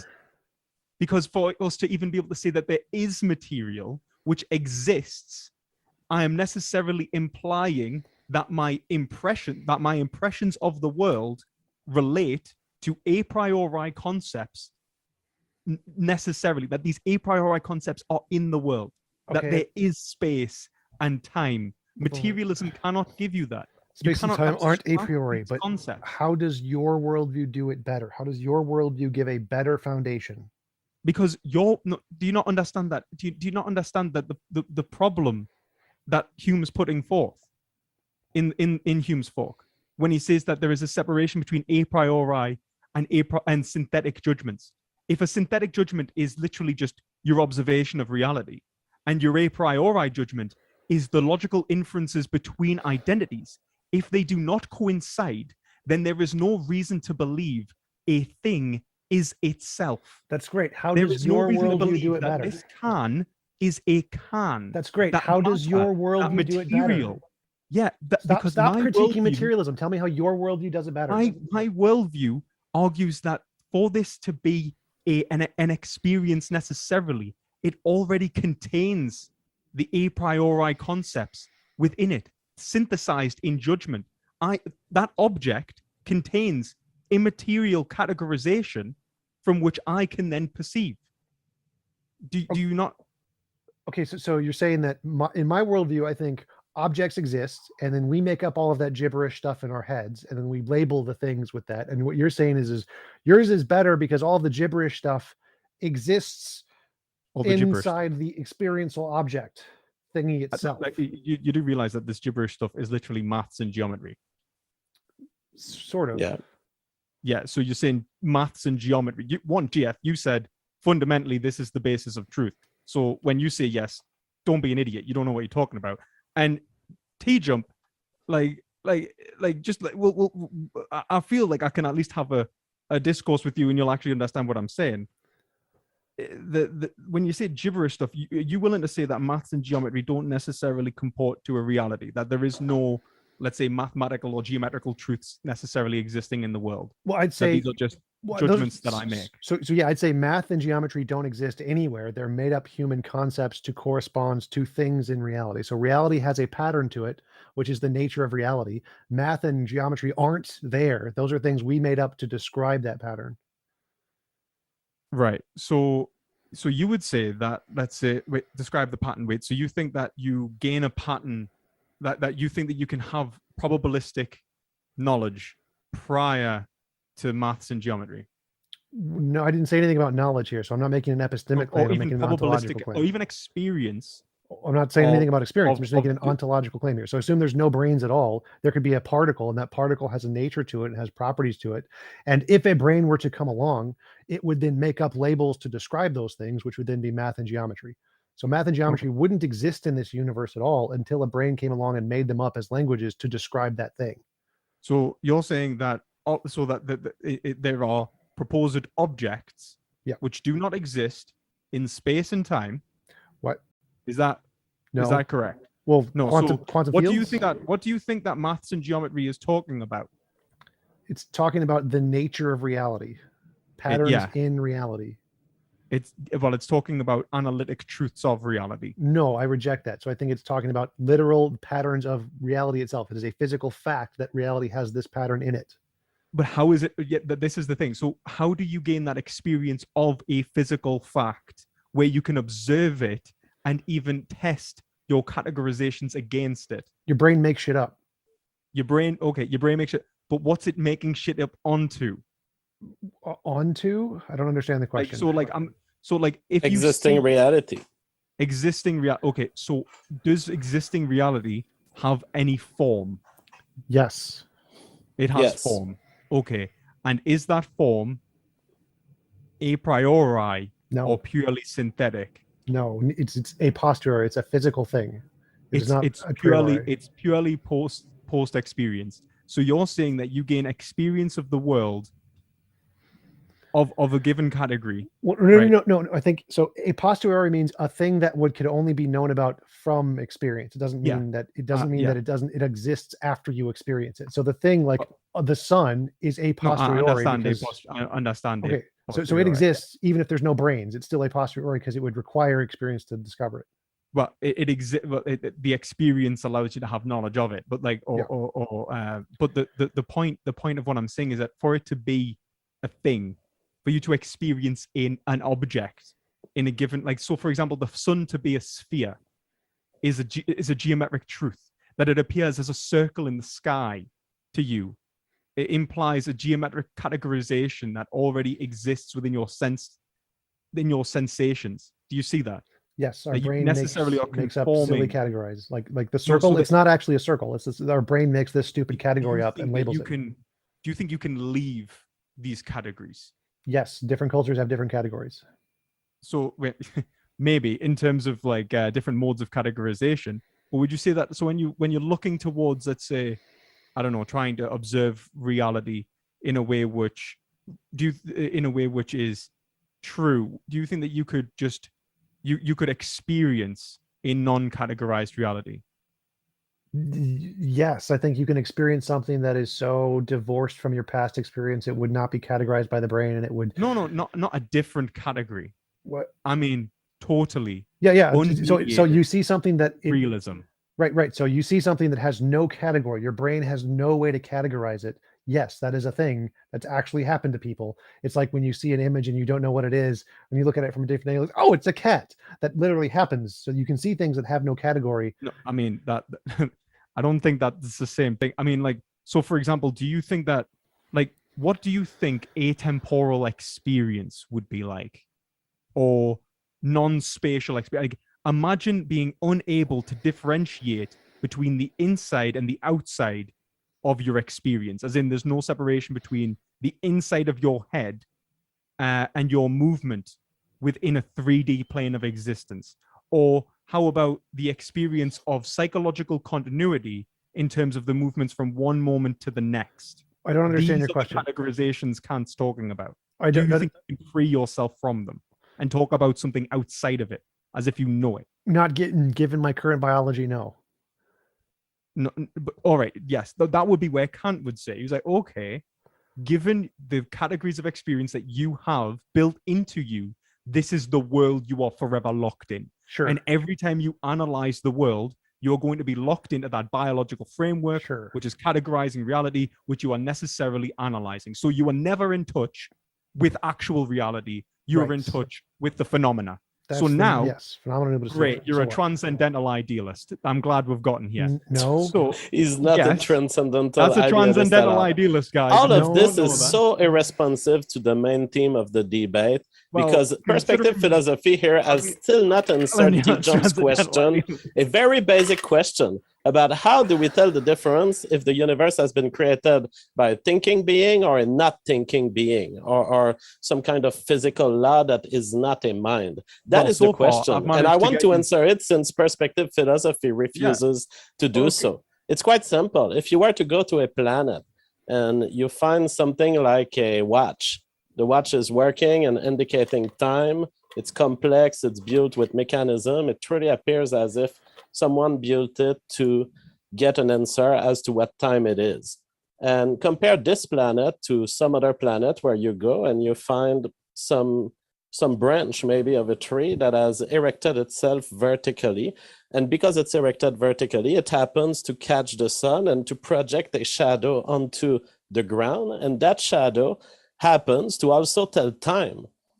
These two planets, you would handle them differently. On the one hand, the one where you find the watch, you would conclude that some cognitive agent has led to the creation of the watch, and you would conclude that the planet on which you have a branch just indicating time, but seemingly by random, is not a planet that requires an intentional being for having created that kind of watch that you found, which is an accidental watch.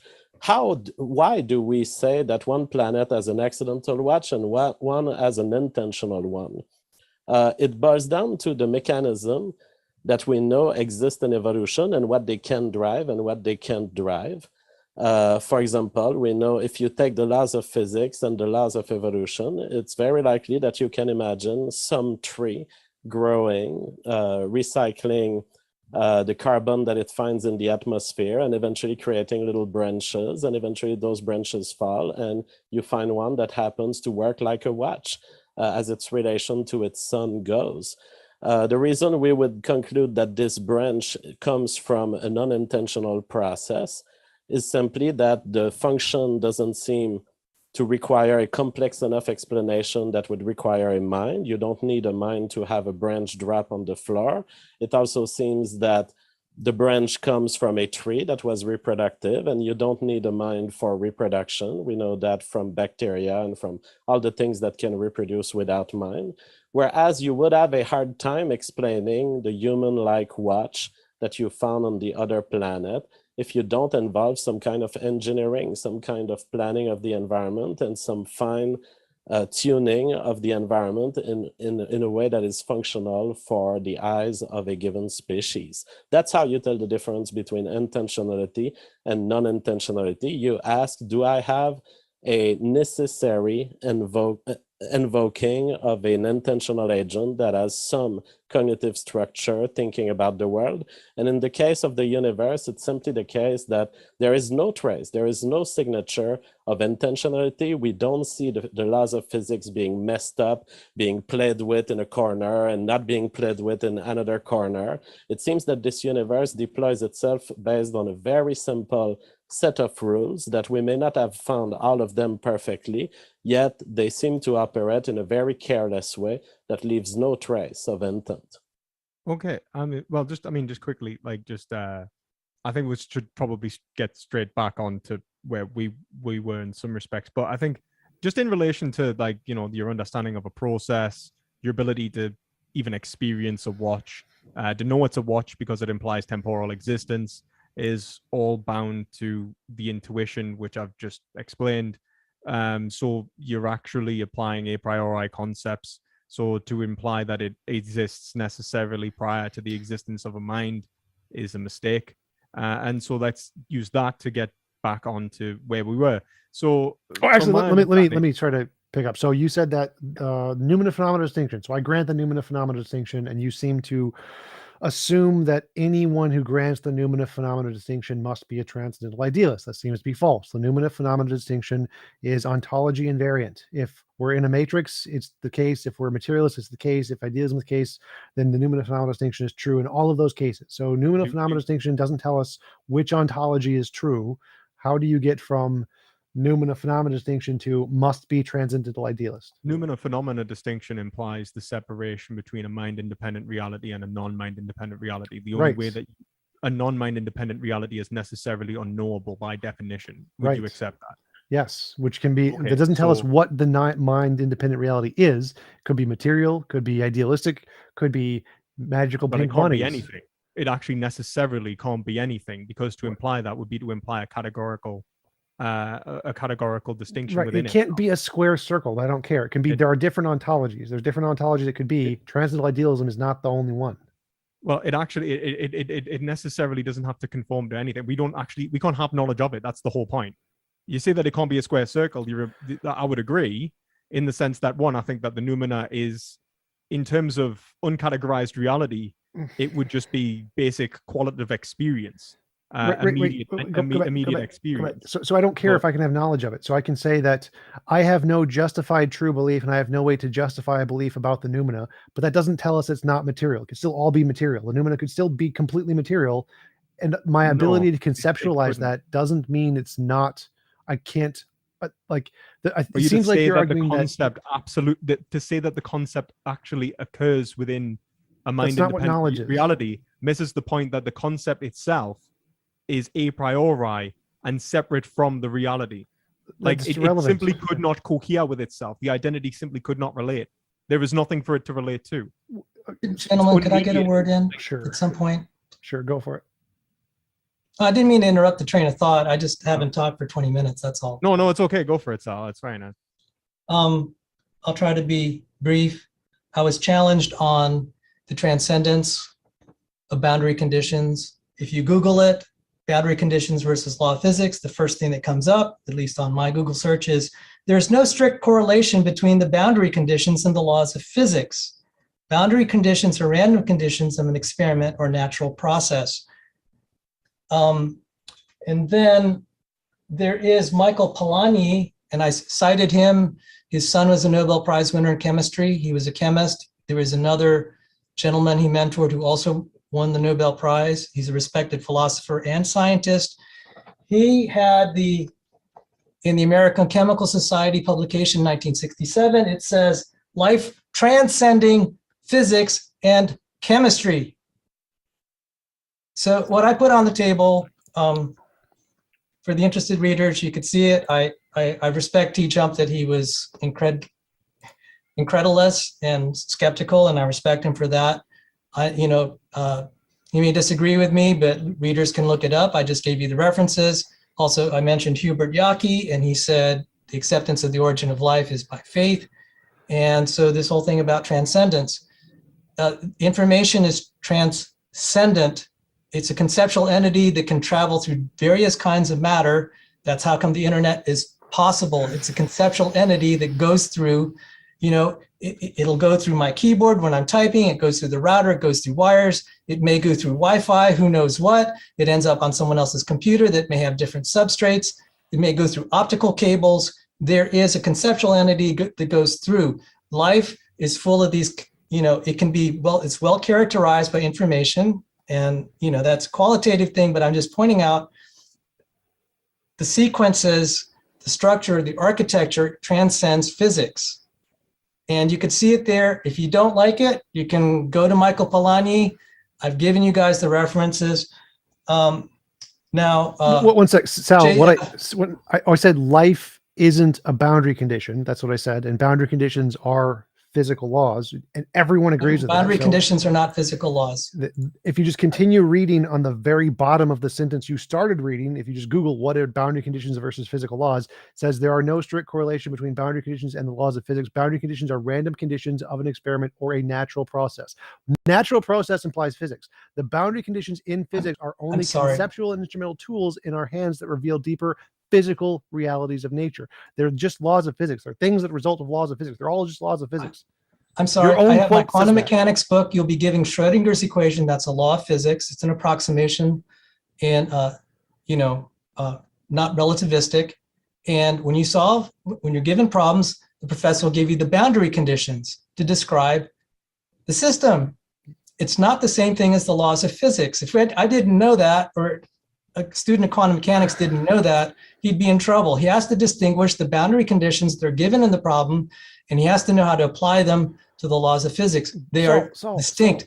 And then I do want to point out, if I those may, conditions that the physicist gives are physical conditions. They give physical conditions. they're physical conditions, but they're not the same as the law. A law is described, most laws of physics are described by second order differential equations. People who solve second order differential equations know the difference between the equation and the boundary conditions. It's the same kind of thing. You'll go, if you go to math books, you'll see a distinction between the equation and the boundary condition. I'm sorry if it's not the boundary sinking in. conditions are results of the laws in nature that produce these physical effects, which we call boundary conditions. They're still physical stuff. It's just results of the physical laws. That's all they are. We don't know that. Are we don't know where the boundary conditions ultimately came from. I'm sorry.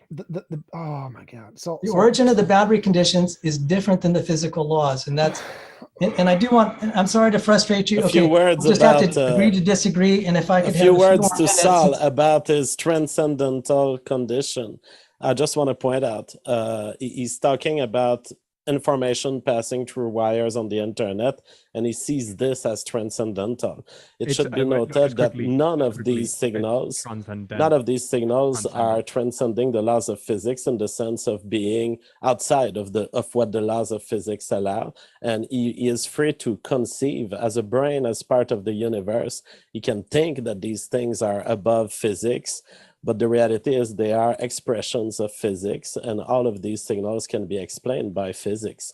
The fact that there are brains in the universe giving meaning to these things, creating categories and giving them properties is not even a violation of the laws of physics. And so it shows that the concepts that we create in our head are just products of the laws of physics too. There is no evidence that anything else is required for a human brain, human thought, human mind, than creating a baby that will eventually grow a brain that will eventually have these beliefs. They have no way to show you that a mind can exist even independent of the human body and the human cranium. Physics is composed, physical systems are composed, can be described by laws of physics plus boundary conditions. The boundary conditions are separate from the laws. All physics is not described solely by laws. It has to be, a physical system has to be described by both the laws and boundary conditions. Boundary conditions, therefore, are independent of the laws. And that's why it said in the quote I provided, it's not correlated to the laws of physics. It's the same thing when you're studying differential equations. You're not going to be able to derive the boundary conditions from the equations. They have to be given to you. So the mathematicians out there that's actually studied this know what I'm talking about. And I'm sorry it doesn't quite resonate with you guys, and I respect that. I also want to point out that JF had criticized and had been talking about natural selection. He advertised his book, and I respect you. I encourage people to read his book. I have a better book, in my opinion, just as a matter of principle, The Stairway of Life by Rob Stadler and Change Tan. They are both Harvard-trained scientists, and they are more sympathetic to my view. And do they debunk the theory of phenotypic revolutions? Do they prove me wrong? They don't. Okay, wait a minute. Okay, maybe they could. And then finally, I want to say something. And gentlemen, thank you for your forbearance. A relatively recent paper, 2017, it said the genome decays despite sustained fitness gains. Lead author Cauchy and Lenski was somewhere in there. Genome decays despite sustained fitness gains. That fitness is Darwinian fitness. That means the genome, actually natural selection or Darwinian selection, because it's not really natural, Darwinian selection actually acts to reduce, to eliminate. It doesn't build. It's specialization. It's just like when you have two hikers and one is overloaded with lots of, stuff so that he could endure a lot of variety of environments. The guy that has less stuff might be able to outrun him for a while, but when there's adverse weather conditions, the hiker with less, well, he'll get eliminated. So natural selection will tend to favor kind of like that hiker that's just kind of getting rid of stuff. In that paper, it shows versatility is selected against by Darwinian selection. Furthermore, intelligence is declining because of natural selection, because women who are very smart don't have kids, have fewer kids. high incidence of childlessness. That's an example of natural selection destroying function. We're starting to find that out. Evolutionary theory is being destroyed by scientific evidence. That's why the idea of a creator is more compatible than science than this naturalism. Thank you. Well, on that, natural selection can very well lead to a reduction of intelligence. It just needs to be the case that the most stupid people make more babies than the most intelligent, which, as is the case in the movie Idiocracy, seems to be realistic of an hypothesis to describe the current world.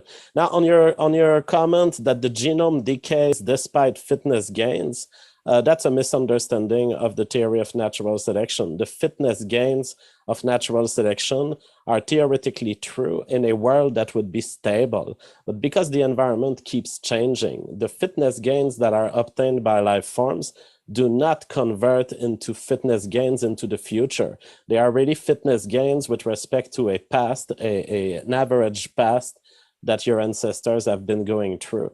And so it's not surprising that sometimes the genome decays, sometimes the genome expands. It depends on how fast the environment changes with respect to these fitness gains. So you are fighting a straw man, really, of the theory of evolution. I'm sorry, that was the title of a paper, sir. That was Wait a the minute. I title don't of care an about the experimental title of paper. a It's the paper. title of an I care about... experimental paper, sir. Guys, just quickly, I'm just going to quickly interject. First, I'm going to say that, Jeff, you are wrong in saying that Sal's arguing for something transcendental, rather. He's arguing for something transcendent. There is a separation that Kant points out in his book about transcendental idealism. And transcendental is foundational. Transcendent is going above. And that's important because something like the noumena, for example, would be transcendent. God, for Kant, would be transcendent. So a knowledge of the noumena in many ways is a matter of faith. So saying that there is that the noumena is a thing would be saying that there is that you are transcending the realms of the phenomenal knowledge from which besets you into a realm of the noumenal. It goes beyond the human capacity as necessarily a matter of faith. Well, then, if that's his statement, then his statement is simply that the signals circulating in our wires on the internet supervene onto the physical. I have no problem with this, but supervening is not sufficient for me to invoke an existence of a God. Things will supervene in a universe, and I'm okay with it. Wait a minute. This has nothing to do with supervenance. I don't know why you brought that up. Because you're saying something is above, something in that signal is above the little flows of optics that are happening in my fiber optics. I'm willing to acknowledge this. It's not a problem to my worldview. Like the Christians on supervening God into reality. Like supervenance would be essentially is like the way to understand supervenance is like the manifestation of an identity corresponding, like necessarily at the same time as another identity. So like it would be like something has a supervened quality. There is a joint. There are two identities or two characteristics present within the object. It's not like something that is transcending reality itself, like God, the noumena. Like they're not the same. Saul didn't make a case for God. Saul was talking about the information that's carried in our wires on the internet. And I say, okay, this information can be seen as supervening onto little quantum fields that are transferring, that are acting according to physical laws. I have no problem with this, but it is not a justification for the existence of a God. Well, I'm not making any arguments in relation to Sal's point. I know that me and Sal. Then you're not making any argument. Wait, because that's what I was addressing. Just to clarify, I was just saying that essentially, one, the first thing I was saying is essentially you made a category error. Well, no. So JF was responding to Saul. JF was responding. Yeah, that's what I'm saying. I just said that he's making a category error in terms of categorizing the transcendent and the transcendental, and then I responded saying that when we talk about the transcendent that Sal is talking about here, transcending the laws of physics, that would be essentially the same thing as arguing the noumena is a thing, that it goes beyond the confines of human knowledge, that definitionally, which is why, like, in terms of TJ, like, this necessarily is transcendental idealism. The problem is, the problem with transcendental idealism is the presupposition that these categories of thought only exist in the mind of the subject and not in reality itself. That's the mistake. The categories necessarily exist within reality. Reality is logically conformed to possible possible and contingent expressions. Contingently, I see an object that is the manifestation of a possible categorical form, like a possible mode of categorization. But that possible mode of categorization is itself confined by the laws of logic. And Well, so it what we seems like have, 2-minute warning. We've got to go into Q&A soon. it seems like you're confusing the fact that we can make very ambiguous statements that can apply to all things with those ambiguous statements must exist prior to the things existing which they can describe. That's just silly. no, it's for identity to exist at all, and for there to be a logically inferential relation to self. The logic must exist within reality. That's No, the it same. doesn't. Logic is necessitated. No, it's If you not. deny logic, you've denied knowledge entirely, and truth. No, Why would you even think about denying that? no, because you don't need logic for particles. Particles can exist without logic, You without don't math, need without logic for geometry. They particles. exist just fine. We You make up don't need all of logic those for languages. particles. What? So your belief in particles has nothing to do. No. Ontology. The particles can exist without logic. So I can with know your nothing. experience. No, I think you've misunderstood the whole Kantian point that your experience contains. You even accepted you live in the phenomena. You believe that you have Yes. access to particles, but the only reason that you have the belief in particles is because of experiences, So which what? contain a priori So what? concepts, man. Yes, and So those a what, then priori you are concepts bound are to the made up by the phenomena. brain. I suggest reading Kant. I've right, read like, this is- Kant. like, this I'm is- very familiar with this. You're not, though. I You're am. really not. I'm- Take I'm my very word for it. familiar. As a PhD student in philosophy, you do not understand Kant. Take my word for it, as having talked to the world's leading experts on these topics and who have literally said, I do understand this. You're the one who's misunderstanding. I do not believe you. I do not believe that anyone. You can it believe what literally- you if want, anyone- but you've misunderstood the entire point. Like, I've debunked your argument. Your argument is that You haven't debunked I anything. I've Because we haven't debunked it even very got to the clearly. point. We haven't even got to the I- point because I we've literally only did. just managed to establish you're a transcendental idealist. You've just No, accepted the phenomenal No. noumenal distinction. Now I'm Yes, going to that tell doesn't you make how you a the- how the- transcendental idealist. Literally, no philosopher thinks accepting the phenomenal noumenal distinction makes you a transcendental idealist. That's something that you came up with. On Is your it own. not? No one accepts that. Is it not? Okay. Right.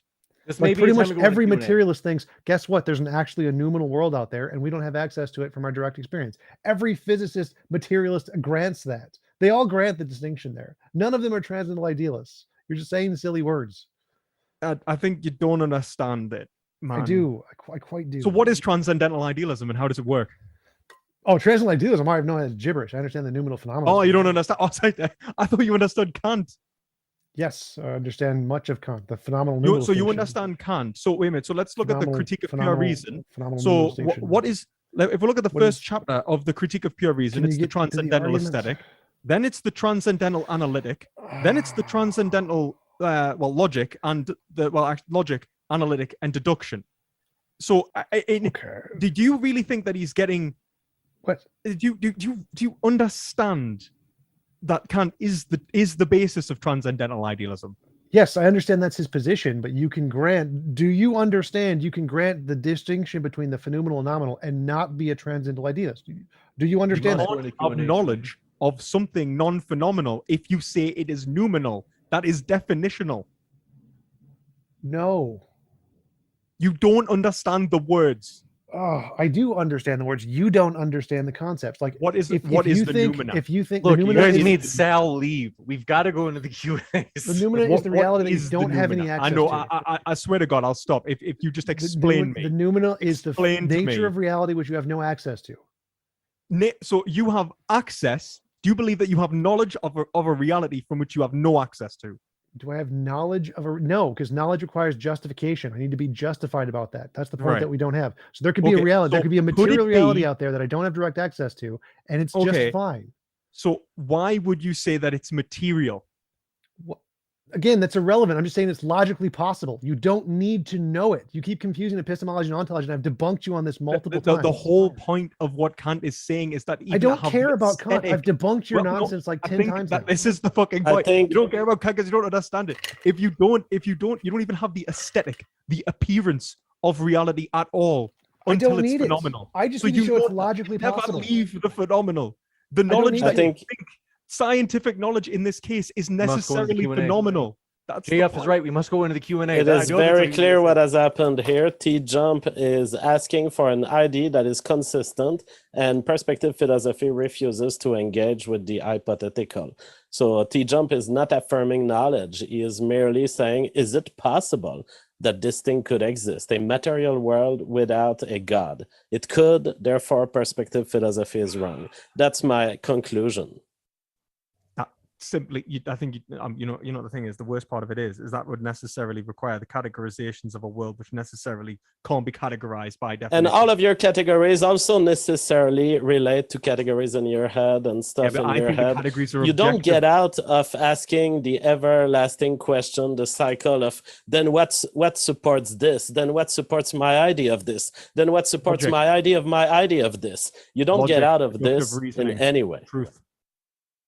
That's gotta go to the Q&A. Thank you very much. I hate to do this, gentlemen. I know that you've got another round in the barrel ready to fire perspective, so I have pardoned my jumping in here. And I likewise for both sides. But we want to go into these questions. Want to remind you folks, our guests are linked in the description. So if you want to learn more about their views, for real, what are you waiting for? You can do it right now by clicking down below. We're going to jump into the Q&A. Ryan, thanks so much for your super support, as well as Grays174, who says, question, do all science/God arguments involve topics that have a lot of dispute, open questions, counterintuitive findings, and a high knowledge bar to even properly engage with? If so, why is that so? Any thoughts? Sorry, I don't think I caught that properly. Is that be okay if you read it again? Sure. They say, do all science/God arguments, I think that they maybe mean your types of arguments on your side, Sal, and perspective. I could be wrong. They say, do they all involve topics that have a lot of dispute, open questions, counterintuitive findings, and a high knowledge bar to even properly engage with? If so, why is that so? I mean, I wouldn't necessarily say so. I mean, the knowledge of of something that is metaphysically profound in general, whether it's an acceptance of one ontology or another, or of a first cause of any of these things, are going to necessarily require a high knowledge bar in that respect. But you can talk about God in a much more basic way in terms of like the basics of truth and existence and so on. And Christians have been doing that for a long time. Well, not just Christians, but when we talk about the complexities of proving these things, I would say that you probably need quite a lot of knowledge in terms of philosophy, in terms of science, to really gain any knowledge of any of the fundamental truths of reality. I think that's just sometimes life's hard, man. I think he's I have a response. If it's really short and pithy, Sal. Proverbs 25:2. It's a theological view. It's the glory of God to conceal a matter. It's the glory of kings to search it out. He has ordained that our search for him and evidence for him will be difficult, but it is a glorious quest. Proverbs 25:2. Thank you. This one coming in from, do appreciate your question. Stupid whore energy is added again. She says, doesn't the Oklo nuclear reactor found in 2 billion-year-old rocks that our uniformitarian assumptions are based on good evidence? The uniformity of evidence necessarily must pre-exist our capacity to compare different experiences. That's why you'd say that there is a constantly conjoining experience from one to another, that a thing keeps happening again and again and again. So you'd have to be able to say there is a thing, it then reoccurs again, and then it reoccurs again, and then it reoccurs again, and you'd have to be able to establish them as necessarily occurring as as a manifestation of a thing, and that's Kant. But to even go before that, to Hume, you could actually just respond this with what's called, and I'll shout him out actually. Kane Baker does a really great video on Hume's problem of induction. You can argue for what's called counter-induction. So you could argue the exact opposite. You could say, because everything keeps reoccurring, it necessarily won't occur again. Like, it has happened so many times that it won't happen again. And if it's self-asserted rationally, so if you just say like what is rational is what is inductive or counter-inductive, then it's definitionally true. And you can't say that the counter-inductivist is any less rational than the inductionist. So yeah, that's no, it doesn't. Sorry. This one coming in from, do appreciate your question. Grays174 says, theists Is science more compatible with atheism, general theism, or fundamentalist, conservative, Protestant, evangelical, Trinitarian Christianity?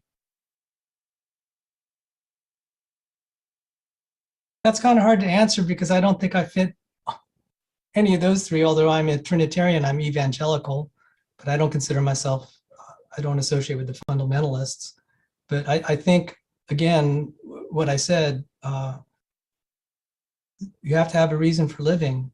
And the Christians, Alfred North Whitehead said it was their drive to find out, to declare the works of God and to understand what he constructed, and that they testify of him. That drove the birth of science. At least that's one agnostic atheist philosopher credited that drive. You cannot go from, I don't believe in God, therefore I should do science. I don't think that's like a non sequitur, because you could say, I don't believe in God, and then what do you live for? You have to, unless you can go from that to say, this is what I live for, this is what society should do, then it's, at the very start, it's already a non-starter for atheism. So by default, then I'd say, at least the Christian religion is more compatible. I didn't say it's absolutely compatible. I'm just saying it's more compatible. You got it, Ann. Thank you very much for your question. This one coming in from Made by Jim Bob says, atheists, can the claim, quote, science is the best way to truth be verified using the scientific method? If so, explain how. If you define truth as predictability of the environment around you as you perceive it, yes. Then all you would do is you would compare what science can predict in terms of astronomy, biology, physics, mechanics, and then you would compare it to anyone else with any other set of belief, and you would realize that science is superior on that measure. Well, I'd You say got it? no. So No. it's So the answer is just right no, because the question was, can science justify the claim that science is the most reliable method in and of itself? Well, no, science is a methodology. To justify the claim that science is the most successful methodology, you have to compare it to other methodologies, which isn't in the definition of science anywhere. So you just have to compare other methodology and see if they work, and then compare it to science and see if it works. And the one that works the best is the way to figure out which one works the best. How do you But describe science can do an empirical comparison of two things on a given scale. Sure. But, This one coming in from Stupid Horror Energy Strikes Again.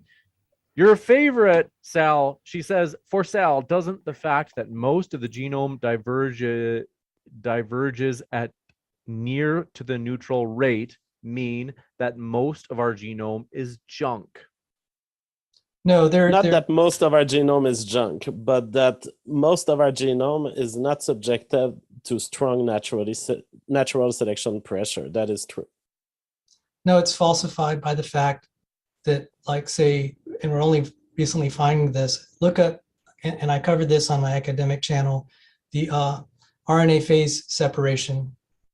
A lot of the RNAs, practically most of the human genome anyway, is transcribed. We're finding that does things like RNA phase separation that creates membraneless organelles called MLOs.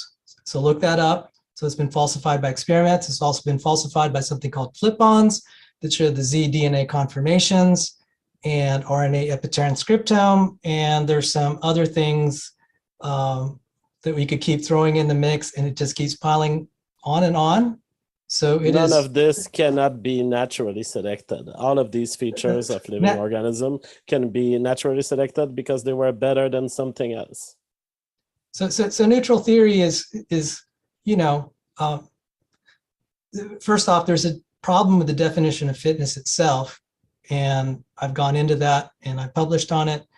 But so I think neutral theory will have problems explaining functionality. So neutral theory would predict then kind of random directions. It would therefore be falsified by integrated function. So nice to see you again, Miss Energy. And that's my best attempt at at an answer. And yes, you are one of my favorite stupid whores. Thank you. This one coming in from Grace. It just doesn't feel right, Sal, saying that, does it? I feel like there's something wrong with the universe. Like I feel like I've transcended now. Like that doesn't. That... This one from Grace 174 says, "Do angels and demons and blood sacrifices for sin atonement / protection help explain science? No, they don't. I'm not gonna say they do. I mean, like, that's not what I'm arguing here. I'm arguing necessarily that the unification of a divine mind, which is allegorically spoken about within the Christian religion, is what we are engaging with. I mean, like the foundations of all religion obviously contain like mysticism and a lot of nonsense. Same with like the foundations of science and alchemy, for example, contained a lot of nonsense that we don't necessarily have to accept. So no, like I'm not going to say like I don't justify blood sacrifices and I don't justify, like I don't know, other horrible stuff that's talked about in the primarily the Old Testament. And let's not stone gay people. I'm actually very much pro gay marriage. Things like that. Like let's be rational about how we approach religion, and let's think about it like logically. That's really what I'm coming from. You got it. And thank you very much for this question coming in from Made by Jim Bob. Says, if supernatural exists, using a naturalist standard like physics and predictability would move it into natural category. Is it possible supernatural exists and doesn't share the standards for nature? Sure, it's possible, but I wouldn't say that even if it did exist, if it was scientifically testable, that wouldn't make it natural. Like there's a supernatural ghost named Bob, and every time I pray to Bob, he gives me a gold brick. I can test that scientifically, but that wouldn't make Bob natural. He could still be supernatural. I would argue that it would make it natural because you would basically be reshaping your scientific theory to include how Bob interacts with your senses. You got it. This one coming in from Grays 174 says, to everyone, what are your thoughts on God of the Gaps? Anybody, do you have any in particular novel thoughts on this old idea? I like God of the Gaps. I think it's a good argument. Even Christians would disagree with me. So, all right. Yeah, I was going to say I disagree with God of the Gaps. I'm all for necessary. The whole point of my argument necessarily comes from a logical foundation, necessity. I think that if you got to the gaps, you may as well just say, oh yeah, induction works by the way we necessarily know what truth is prior to discovering it. You can just assert anything. I don't believe that you should ever assert anything is true without solid justified reasoning, even a form of reasoning. You got it, and thank you very much for your question. This one coming in from Coffee Mom says, for Sal in perspective, what is scientific about your religion? Like, be specific, at least one very specific thing, please and thank you. Do you want to go, July? Genetic deterioration, that's a testable prediction, and it would also imply that human evolution was not natural. And that is, so I would say that's one. Oh, by the way, I had a recent show on that on my channel, so please check it out. Thanks for the shameless promotion, giving me a chance for shameless promotion, guys. Yeah, so I would say what's scientific about I don't want to say it's just Christianity, because I think what I'm arguing for really here is sort of theism, and even deism I think is compatible with this view, but that there is a logical foundation necessarily unifying reality, which unifies possibility itself, and that is synthesized in relationship to one another, that there is a synthesized mode of judgment in relation to whether the identity actually corresponds with itself. So that logic necessarily knows itself, that there is an identity which is self-relating necessarily within reality, that truth exists. That would be the fundamental basis, I would argue, for what we mean by God. I would say that we necessarily mean something like the unmoved mover, the prime mover, the being which necessarily reciprocally relates to itself as self-actualization, and it is the indifference of identity and in concrete form, and knowing itself as its concrete form. It is thought made carnate. It's an idea. You got it. This one coming in from Grays 174 says, is it really choose between theism and abiogenesis? I think they're saying it's a false dichotomy. That's true. You can, whether you believe in abiogenesis will require you to determine if you think that the first thing in the universe was alive or not alive, and it will depend on exactly how do we qualify quantum fields. I point out in my book that if quantum Darwinism is true, then life may have preceded non-life. So abiogenesis is completely independent of the question of theism. All right. Oh, go on. If it wasn't directed, go ahead. Go ahead, James. Go ahead. Well, I thought it was directed, so go ahead. Go ahead. All right. We were talking about transcendental forms. Life is a transcendental form, and because there are a variety of life forms, and for that form to exist, it would require a miracle. Even Francis Crick, who's discovered the structured DNA through the X-ray stuff of Rosalind Franklin, said an honest man will say life is almost a miracle. And we're finding out in this day that it is a miracle by any definition of statistics. And if there's a miracle, there's a miracle maker. So it's that simple for me, and it exceeds the technology that exists on this planet. And it suggests then that the miracle has also had an intelligent source, and that's the skill set of God. You got this one coming in from Stupid Horror Energy again. She says, what does the multiverse have to do with abiogenesis, Sal? You can get microspheres by repeated wet drying processes of 4 amino acids 30 times at 90 degrees Celsius. The multiverse has to do, there are 2 publications by Kunin, one by Kunin and Tominari Tamani. They both argued that the probability life is so remote that for the probabilities to be overcome, you need kind of more trials of the dice, so to speak, or more rolls of the dice. And that the way that that's achieved is through multiple universe, which obviously we can't test or verify. It's a hypothetical entity. And so these calculations are wrong because they don't take into account that life could be very simple, something like a tRNA constituted by maybe 20 to 50 nucleotides in the early times of Earth could have sufficed to have the beginnings of life. Of course, they don't take into account this into their mathematical calculations. Well, he was going into that. See, the way that you had solved it and others is to redefine the meaning of life. By life, we customarily mean this transcendental Platonic form of cellular life that follows Virchow's principle.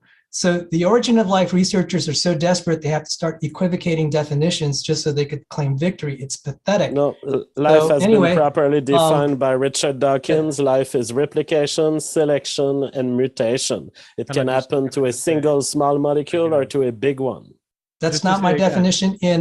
I have a molecular biology textbook and a cellular biology textbook and a biochemistry textbook. And it's okay. And you want to say they're wrong. But anyway, Miss Energy, it's great to hear from you again. My favorite stupid whore. Thank you. Again, just quickly, Plato, world of forms, transcendent, not transcendental. Easy mistake to make. A lot of people do it. It's okay.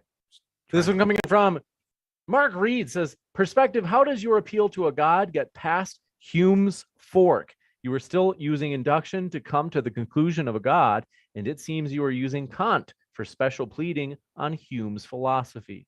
No, I mean, Kant necessarily actually responds to Hume. He's a retort to Hume. He's actually responding to the inquiries. Kant is arguing that for Hume to even come up with the problem of induction, that there is a prior inception of intuition within the reality, which gives him experience of objects. For him even to be able to say that there is the impressions which Hume is referring to when he says matters of fact and relations of ideas being mental constructs, he's already implying spatial temporal distinctions. And so what Kant's actually doing is saying that you cannot break away from the a priori. It's transcendental. It's underneath. It's fundamentally posited within reality for you to have knowledge of the synthetic in the first place. And that's why the noumenal distinction is the idea that you would have something synthetic which it simply cannot be known. There is no way to access it. There's no way to say that. There's no reason to believe that the noumena is material more than it would be, I don't know, a world full of pink and yellow rainbows and lollipops everywhere. Like, or that it's magic or anything like that. There is no knowledge of it. The whole point of what Kant is saying is that we live in the phenomenal, and even say that you have an experience altogether, an impression, or any given coherent means of experiencing reality. It is already conformed to a priori concepts. There are already a priori concepts in there for you to be able to say that it has an identity. This one coming in. Yeah. From Oflamio says, have you factored in, quote, fictional theism by Roy Sorensen? Sorry, what was that? Sorry? They said, have you factored in fictional theism by Roy Sorensen? Does anyone know No, what that is? first time I heard the book. Sorry. Yeah, I don't know what that is. I'm sorry. Let's see. I'd have to look it up myself. But this one coming in from Stupid Horror Energy says, what does the... We got that one. Pseudonym says, TJump. Okay, that's... Stupid Horror Energy says, the first genuine life emerged when a microsphere acquired double-stranded genes, which happened when an anticodon stem loop tRNA evolved through random processes. Sal? Oh, That's stupid almost whore. true, but the double strand is not required. But other than this, she's right. The answer is in this book, Stupid Whore. And I think you're pretty intelligent. That there are numerous problems with that. You can't just have random polypeptides making a protein. It's very difficult. You can get something that'll catalyze something, but it's not worth much. If you're, again, there's redefinition of life, and we have a good evidence that there's a minimal complexity for cellular life. It has to have so many parts, particularly like a cell membrane where you have transmembrane proteins. You would also need translocation processes. So what is described there is just hypothetical. It's not actually functional, and it'll die soon outside of the laboratory. And that's a testable prediction. You got it. This one coming in from, do appreciate your question, made by Jim Bob Strikes Again. He says, JP, the information and meaning are not identical to the physicality of the medium transmitting info through wires. Meaning isn't physical. Meaning is physical to the extent that those who attribute meanings are stuck in the physical universe. And so there's nothing else than the physical universe here. You have the little beep that goes in the wire, and then you have what your brain will interpret from it. All of it is physical. I mean, of course, I think what he's trying to say is that even your knowledge of the physical would necessarily be, developed through a meaningful argument, right? If you to say that it's physical and not, let's say, God magic, as TJump would say, you'd have to be able to give a meaningful argument. No, I think it's starting out like Sal's information argument. Meaning is in some kind of a system that has input and output. So a brick hits something and the way the thing reacts is the meaning. And so if information hits your eye, the way you interpret it is the meaning. Obviously, the meaning isn't in the thing that's hitting your eye. It's in how your brain interprets the thing that's hitting your eye. See, I would disagree. I'd say meaning is in the correct interpretation. That's why we can be right and wrong against our observations of reality. Then incorrect interpretations wouldn't have meaning. And I'm not. This one coming in from, do appreciate your question, John Ackerman. Thanks for your support. Says, thanks to all for the debate. Reminder, folks, all of our guests are linked in the description if you want to learn more. Said, as far as we can see, consciousness comes from the inside out, not the outside in. Very much seems like we describe reality, not prescribe it. We don't need consciousness to precede our own consciousness. Well, I would say that, there is something right there. In the sense that we, Kant kind of argues this, we kind of have this, where he says consciousness comes from the outside in. The problem is that what you take to be an individuated aspect of consciousness would be limited to your own inner and outer experiences, right? Consciousness of these categories is what makes that possible for you to be able to differentiate yourself and your environment in the first place. What the issue is he says that there is something outside again from this relationship, which is the noumenal, which you can't have consciousness of. That's the issue. So you do actually need, this is why Hegel would say, like, what Kant is wrong. There's nothing other than consciousness. And so there is an externality, objective consciousness in which logic is present. There are a priori concepts within reality itself. You got it. Thank you very much. And Stupid or Energy said in chat, I need to buy JF's book. Absolutely. Everyone on Earth should read this book because we're about to destroy human civilization by genetically editing ourselves, and it has dangers that scientists have not properly assessed. My book explains what will happen with humanity, and it's really grave. We will be turned into an ant colony controlled by centralized gene control. We have to avoid this future. Juicy to say the least. And Joe Schwartz says, I failed freshman science class 3 times. Thanks, Joe. We appreciate your honesty, bud. And Rumpley, but you persisted 3 times. I like it. Rumpley Depew says, this is by far one of the best debates I've seen. Spirited, civil, and intelligent. Thank you.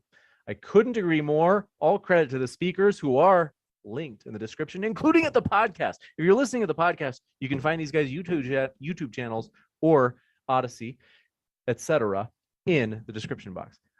This one from Justin says, Theists do non-Euclidean geometries like acute hyperbolic solids, in parentheses, objects with infinite surface area and finite volume, exist in the physical world, or is math just a descriptive abstraction?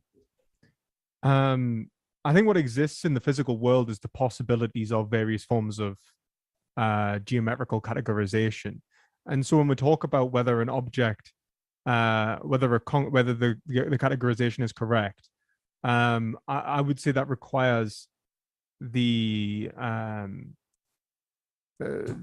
point of a priori synthetic testing, where you basically say, like, well, okay, well, wait a minute, does this form of categorization actually conform to my observations of reality, which themselves contain a priori synthetic categories? So you'd say, like, does, for example, is like in relation to Euclidean geometry, is the distance between 2 points is the shortest distance between 2 points a straight line, for example? You can test that in terms of like as in a physical test, but you can also know it a priori.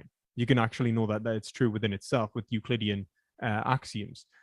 The difference with non-Euclidean systems, I mean, don't get me wrong, I don't think there's anything against it.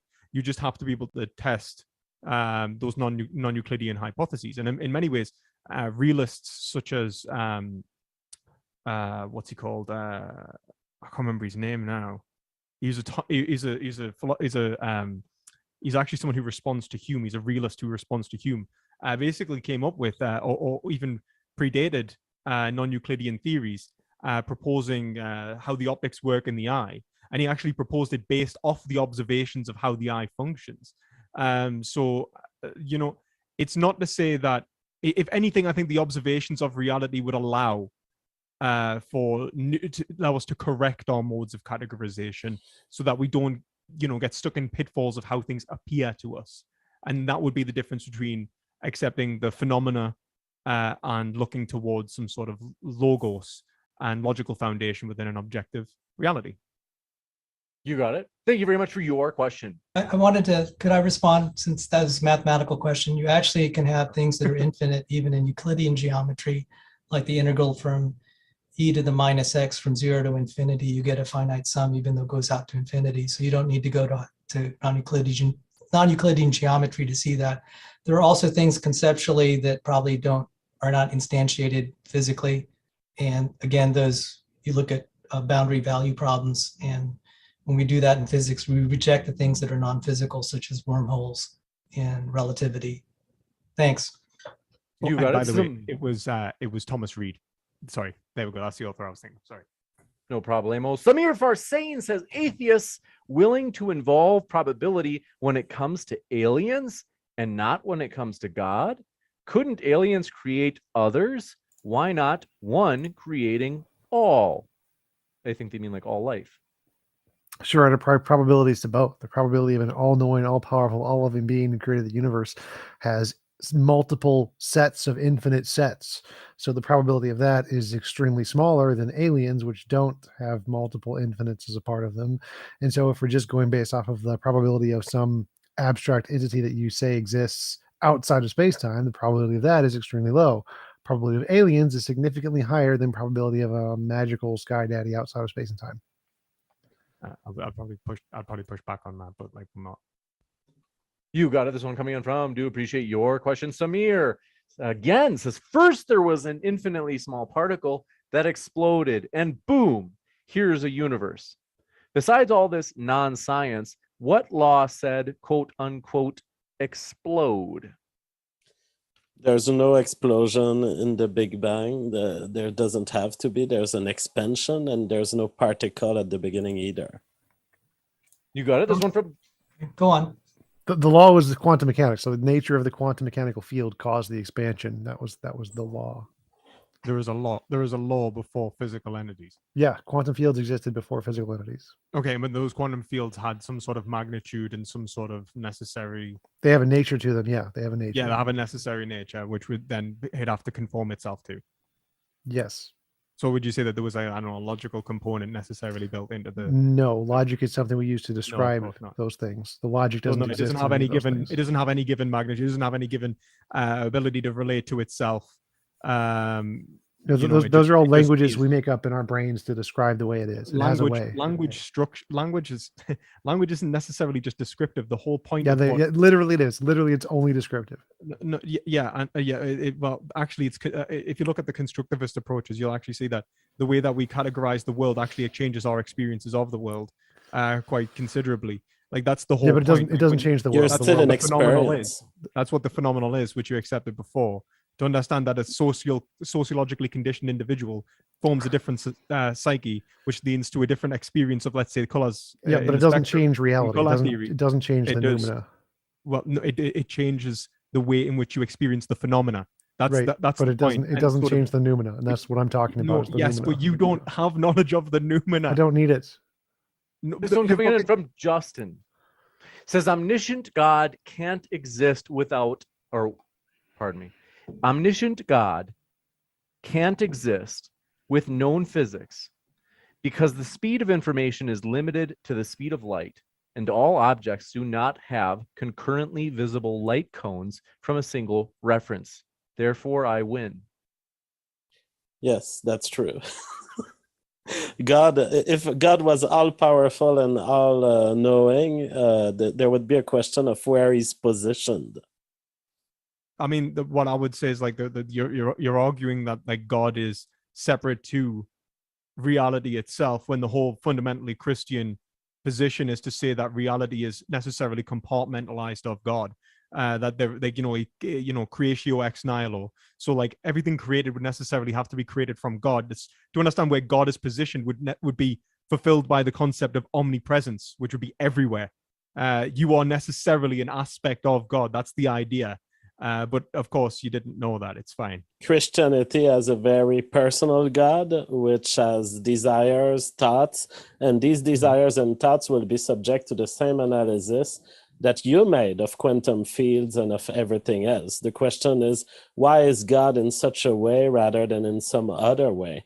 And you'll realize that you know nothing about this, and that in fact it's unknowable, since God is not showing itself to us through any recognizable signature move. Well, God and logic would necessarily have to coincide. That's the whole point. So God conforms to well, himself. then God is everything and pantheism, but that's not even Christianity. It's really your stuff. Yes, it is Christianity. Clearly not circular. We can just say logic conforms to the quantum field. Well, no, because you could say that like logic necessarily has to conform to the relationship between nature of reality. So that you'd have to say that the possibilities necessarily conform to each other in such a way as to match the concrete reality which exists. So you'd be able to say that to our understanding of God and our concept of God actually corresponds to the conceptual relationship of probabilities or of possibilities with each other. That, like, as in logic, the logic that we are using to analyze reality literally corresponds to itself. That's the basis of identity. I don't know why you're showing us your book, man. Someone on the chat was asking if there was content in my book. He was challenging that I actually wrote a book with content inside. So sorry, I had to show him. You got Okay, it. This one fair coming in enough. from, do appreciate your question. Fernandez T says, free speech, yo. Thanks, James and Modern Day Debate team and all the speakers. Thanks so much, Fernandez. And they're all linked below if you'd like to hear more. Samir says, afterlife, theists win/tie, atheists tie/lose. Why? It's Pascal's I wager. don't know. It's false. So Pascal's wager is false. The probability that there's an afterlife without a god is equally as high as the probability of an afterlife with a god, because there's no reason to think a god would make an afterlife any more than an afterlife would just exist as a law of physics. And the probability that you're going to go to heaven if you believe in a god is equally as likely as the probability you're going to go to the heaven if you don't believe in a god. There's no reason to think that any particular belief is more likely to get you into heaven than any other. And so the probabilities under atheism and the probabilities under theism are exactly the same. There's no difference one way or the other. Well, I mean, the whole point of God being good is like God is synonymous with good. So if you are, You beg the question about its nature. I can just say nature must necessarily have a heaven. Yeah. Well, I would say that when we understand what God is good, I would say that it relates to the teleology and the final cause of existence, and that this is actually put forth by Thomas Aquinas, and that this is deducible by reason. It's not to say that it's begging the question; it's to say that this is deducible. That faith and reason aren't necessarily at odds, but actually coincide. They're not. That's wrong. They do. Wow. I've debunked him. Okay. Thanks for your question. This one coming in from Robin says, TJ and JF, do you accept the Quine-Duhem thesis and why? Nope. Don't really think about it much. Don't think it's important. I would have to have it stated to me. I don't know, but I've read Quine, and I've not retained much from it other than it was picking on problems that are philosophical in nature, in the same way perspective philosophy did today. So no, I've not. Don't find it much important, but I don't know the specific theorem you mentioned. You got it. Want to say, folks, got to get these guys out of here. It's been 2.5 hours, a little bit over. I want to say huge thank you to JF, TJump, Sal, and Perspective Philosophy. It has been a true pleasure to have you guys here tonight. Thanks. It was a pleasure to be here. We Thank are going to you. have a, oh, pardon me. Go ahead. No, thank you. You bet. We're going to have a quick post-credit scene in just a moment, so stick around. I'll let you know about upcoming debates. And thanks again to our speakers. It's been a true pleasure. Thanks so much, and I'll be right back.